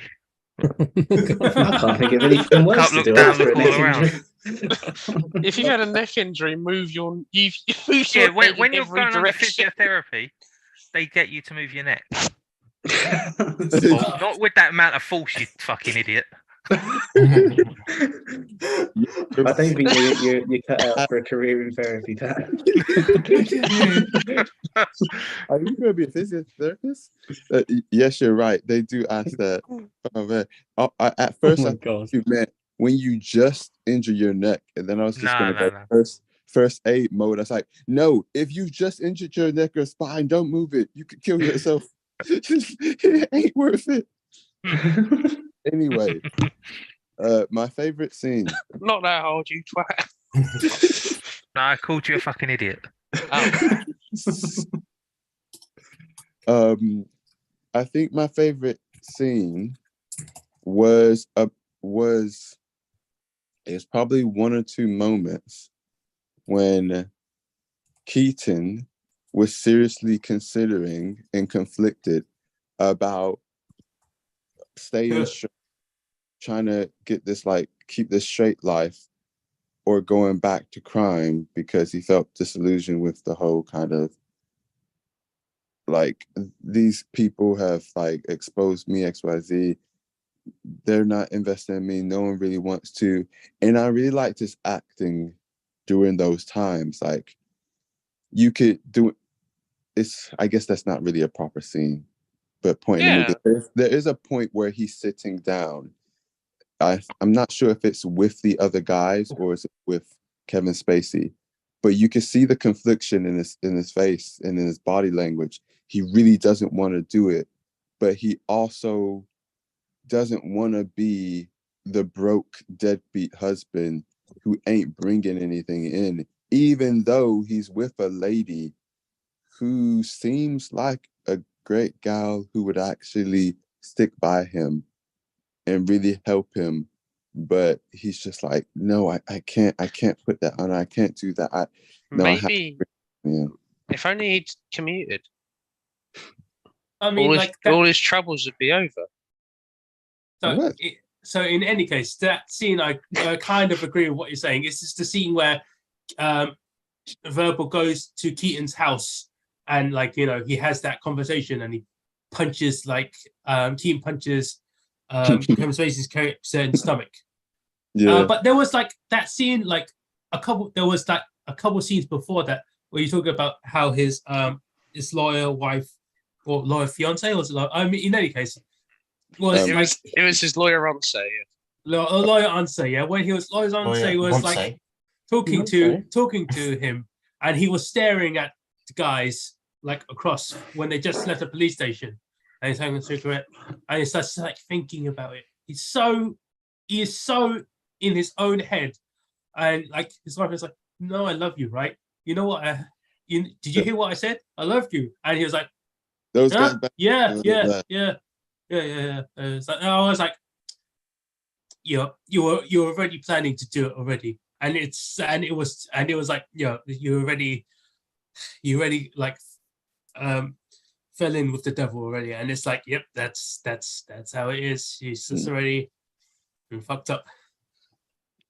And saying that is two more things. The devil quote. Does anyone know what that's from? That he says a few times, Kevin Spacey. Beauregard. No, wait. Boulevard. No. Baudelaire. Someone Baudelaire. Okay, cool. Oh, I thought you were testing me. I thought you knew the answer. No, I was. Ow. I don't know. And I was like, I know this is an older quote, but I don't know where it's from. Violet Beauregard, who met her end in Willy Wonka's chocolate factory, once said, "The greatest trick the devil ever pulled was convincing the world he never existed before she turned into a giant blueberry and exploded." What? No, it's just ignore him. It's just Oh man. But it's quoted in a few things as well, because I saw it in like something else, and I was just like, "Where's this quote from?" Anyway, thank you. Charles Baudelaire. Cool. Baudelaire? So chocolate factory, you said. He was fucking with you. It's Charles Baudelaire is what you said. Charles Baudelaire once said. How old is that? Older than Alec. It's like everybody here. Wee. Physically, anyway. While you Yeah, fair enough. 2 years younger. Oh, thingy just Camilla just Thingy. so sorry. Thingy. Thingy. Your wife Thingy. I'm sorry. My son. Ow. I'm Oh, back. you trouble tonight. 1867. I'm sorry. I love you, Thingy. Apologize. You know, no, that's the dichotomy of man. You know, one day he's like, especially on Film Club, he's like, it's a beautiful sunset, and he turns the camera to face Camellia. Today, it's like, Camellia. you know, Thingy. And it was like, okay. Well, I'm so glad that everyone knows what my name is. Camellia Thingy Wilkinson Palmer. Sorry. Oh my god. That was embarrassing. Manuel's on the couch tonight. Yeah. Oh, He's yeah. sleeping in his little onesie. Oh man. Fucking Thingy. Oh no. Before I cut off the camera. I'm gonna cut off the couch. Your wife's name's Camilla. It's Camilla with a K. Just one scene. Oh man. Oh man. Not gonna live this down, am I? Anyway, one scene. Not gonna live it down. One scene that I Wait, Right. sorry, I just got confused about why Rob just suddenly turned on the camera, folded the cereal box, and just left. He's a serial killer, that's why. Oh, shut up. Right. Okay, cool. Fuck yourself. So confused. So much is happening. There's so much character development for our characters, and suddenly it's just going to be a twist. That something's going to happen. We don't know what's going to happen yet. It's all right. Go on, Emmanuel. Go on. Sorry, has anyone seen Foundation? No. They do this a lot in Foundation instead of clapping in one culture.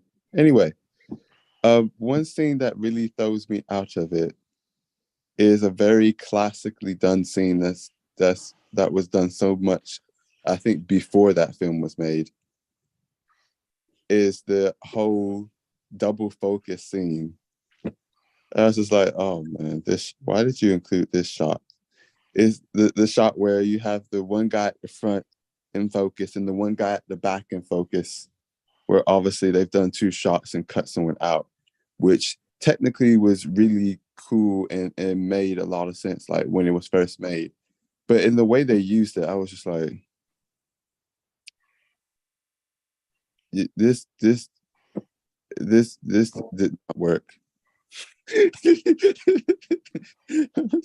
That's probably one of my least favorite shots, not necessarily scenes, but just shots. Technically, I'm just like, you didn't need to do that, or you could have done it a different way. Just who was the cinematographer here? I have big questions. This whole I believe film. his first name was Stingy. Stingy. I mean, no. What scene are you actually talking about? Because I'm confused. So before they start talking to the detective, starts talking to Verbal, before he comes into the office, he's talking with the older guy, the dad from Clueless, and he That's what a name. like anyway, Clueless dad. she did. I haven't seen the film yet either. Anyway, I Wow. do this. I haven't. I just know so many quotes. Like Alec doesn't even go here. That's from Mean Girls. Oh wait, even wrong even film. I knew that. There's a 30% Oh, yeah. chance it's already raining. Clueless. Yeah. It's Mean Girls I haven't watched. Like get on the bus or get off the bus. No. Get in, loser. We're going shopping. I've never seen someone crash and burn quite like this. Anyway, putting aside the step relations in Clueless, which are kind of weird. And I know it's a version of Emma, isn't it? Modern version of Emma. Sorry, I'm going way off the walls here. I'm trying to explain to Simon what scene I'm talking about. So, the younger detective sitting on the desk, like right in the camera's face, like this, and he's in focus. But also the camera right at the back, sitting down, the older guy is also in focus. And Yeah. Are you talking about the interrogation room? Yeah, which is his office, yeah. Oh, yeah. Interrogation room. But Well, yeah. I mean, no. Well, yeah, I mean, there's the interrogation room when then he was in the office of the other senior police officer. All right, yeah, I see what you mean. Yeah. And that scene, usually when it's used, like before, like in other films or older films, when it's used, it's quite like a key moment. It's like a moment that's really meant to like drag you in, suck you in, meant to be like, oh man, this is tense. This is happening right here. You were getting all the details. And this one, I'm just like, why was this done? Why was this done now? Like, there was no reason for this right now. It just threw me off because it just felt so weird. Technically, it didn't make like sense, or I don't know how to use the word congruent. Alec, I have to ask you to help me, but it just didn't make quite sense in terms. It wasn't congruent with its purpose. With the story, yes. It wasn't congruent with its story. Yeah, it did it for in terms of like, I usually don't have much problem with any cinematographer, but I felt like he just threw the shot in there for whatever reason because they wanted the shot rather than the film necessitating that shot be then. I mean, you were like a few moments ago complaining about them breaking 3 coffee cups. So I feel like you guys, it's one of those things that's like sometimes cinematographer will go, I want it shot this way. Why? Because I feel like it. That's fucking why. Do your job. Is Whoa! what you want to say. That's what you want. It's- I feel like that's what you guys want to say. It's like I feel like this focus. Do I want to do a jump cut from Kevin Spacey to the detective and back to Kevin Spacey? Sure, why not? Because we'll use it for what happens in Taken 3 afterwards. Just jump cuts, jump cuts, jump cuts. But it's just like, all right, it's because, all right, so you didn't think it was filmed for necessary purposes. That's what you want to say. Yeah, it just threw me out. And I was just like, why the crap have you done this? And sorry, this is a very random comparison, but oh crap. What's the film? I think the director Lock, Stock, Two Smoking Barrels made that is about a painting heist. It has quite a few British actors. Rock and Roller. No, not Rock and Roller. It's a paint.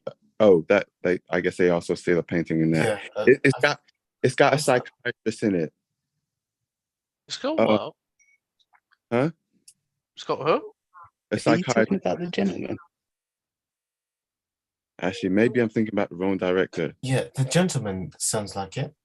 It's got the guy who plays the modern Xavier in it, and they steal a painting, and it's in Britain, I think.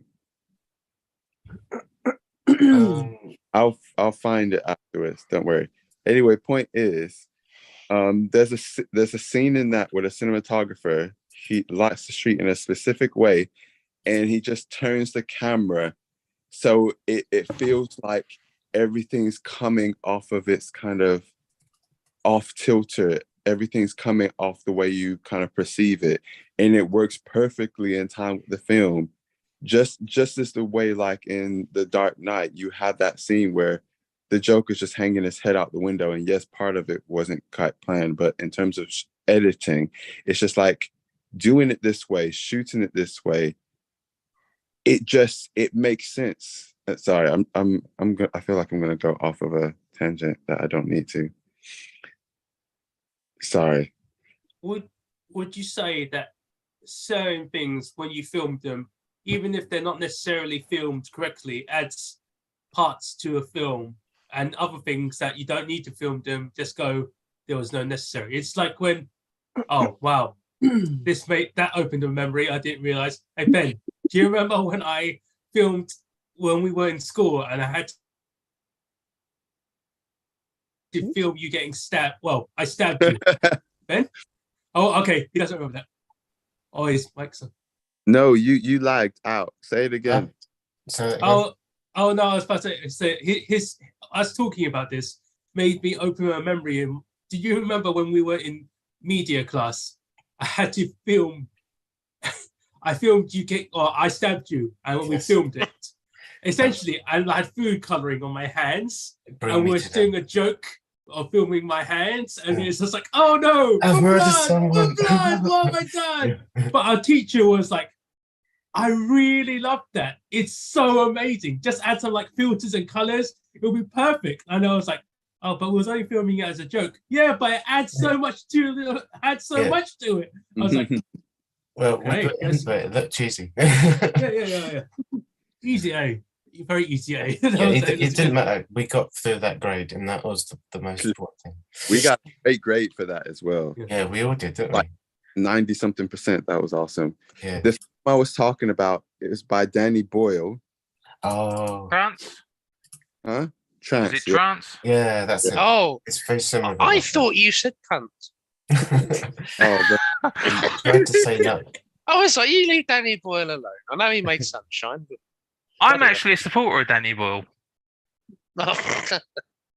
shouting What? cunts whenever someone says his name. supporter, football support. What? Danny Boyle. What did you say, Pat?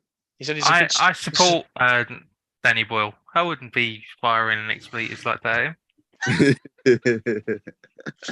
Big fan. Exactly. Great cinematographer. And also, before I stop, also, And Sunshine. yes, that was good. No. Sorry, that's controversial. But and then the Fucking terrible. completely different director, The Batman. recently. Again, beautiful cinematography, like that. There's many cinematographers who tell the story through the shots they choose and how they film it, and when it's done so well, it's freaking beautiful. Anyway, let me sign off. Sorry. Well, I mean, he's still in trouble, but like, I mean, he's sorting it out now. So, yes. Hang in there, buddy. Okay, sorry. I hope Thingy forgives you. I feel like we've diverged so far from talking about the film, but we need someone just to look at the audience and just go, yeah, this was a plan all along. We're just talking about random shit that's scattered in our room, and we can just build it all back together.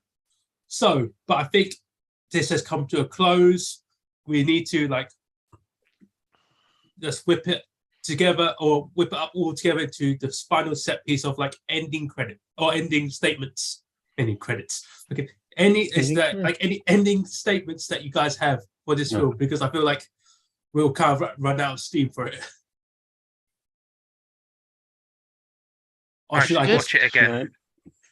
Okay, I'll go first. I feel this film, again, most of it is the twist and the beginning scene, but most of it is the twist. And like everything that generally happens to get to that twist is not as important as the twist itself, because the twist is what helps cement it being the interesting film. Like Kobayashi being in the elevator with his guards and them shooting the guards and all that little like extra like nonsensey bits. It's just like it wasn't needed in that way. It could have played out anyway differently. They could have done it like a mini heist or something, and it would have been the same thing. But with this twist, that it was necessary, and it wasn't like just a random twist. It was slowly built up to. I think that is what helps cement this movie as the way it is. Of course, we've had this very lengthy discussion about if that's a good thing or a bad thing, because you're just focusing on the twist itself, nothing else really happens, and because it doesn't really happen in like a specific way, you go, let's push it to the side. This is what we need. That's what I want to focus on. But does that make it a very coherent story? No, I guess not. I guess I also might have to drop my story score slightly, because if you guys have like talked to me about it and for the last couple of hours, and it's like, shit, I half agree with you guys, so I might drop my score just down like half a point, but just to go, shit, you're kind of right. It's too much on the twist, but it's still on, because it's towards a good twist. The story, I think, suffers a little bit for it, but it's good enough that I will keep it to that level and only take like half a point off, and it'll be still. I think like I've come away like taking a point off for like purpose and that, because I do think like there's been a lot of merit to the points here of like the middle sort of drags, because like it wasn't as integral as like the twist is. I think there's like in universe reasons for that element of the story being like thin, perhaps. But yeah, like it could have definitely been like beefed up and made the twist like more impactful. So yeah, I think this has been a good one. I think this has been a good chat. I still think it's like a good film, but yeah, maybe not as good as I.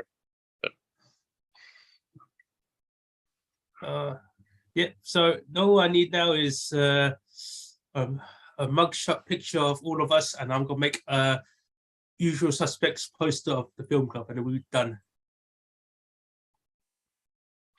I think Oh, the 'cause you- manual better be front and center because he was the villain of this story. Any other ending statements from any of you guys? All right, Humphrey, we get it. You're anxious to get back to your Antarctica base. So, I believe the next person's film is Alec. So, Alec, what is your film that we already know?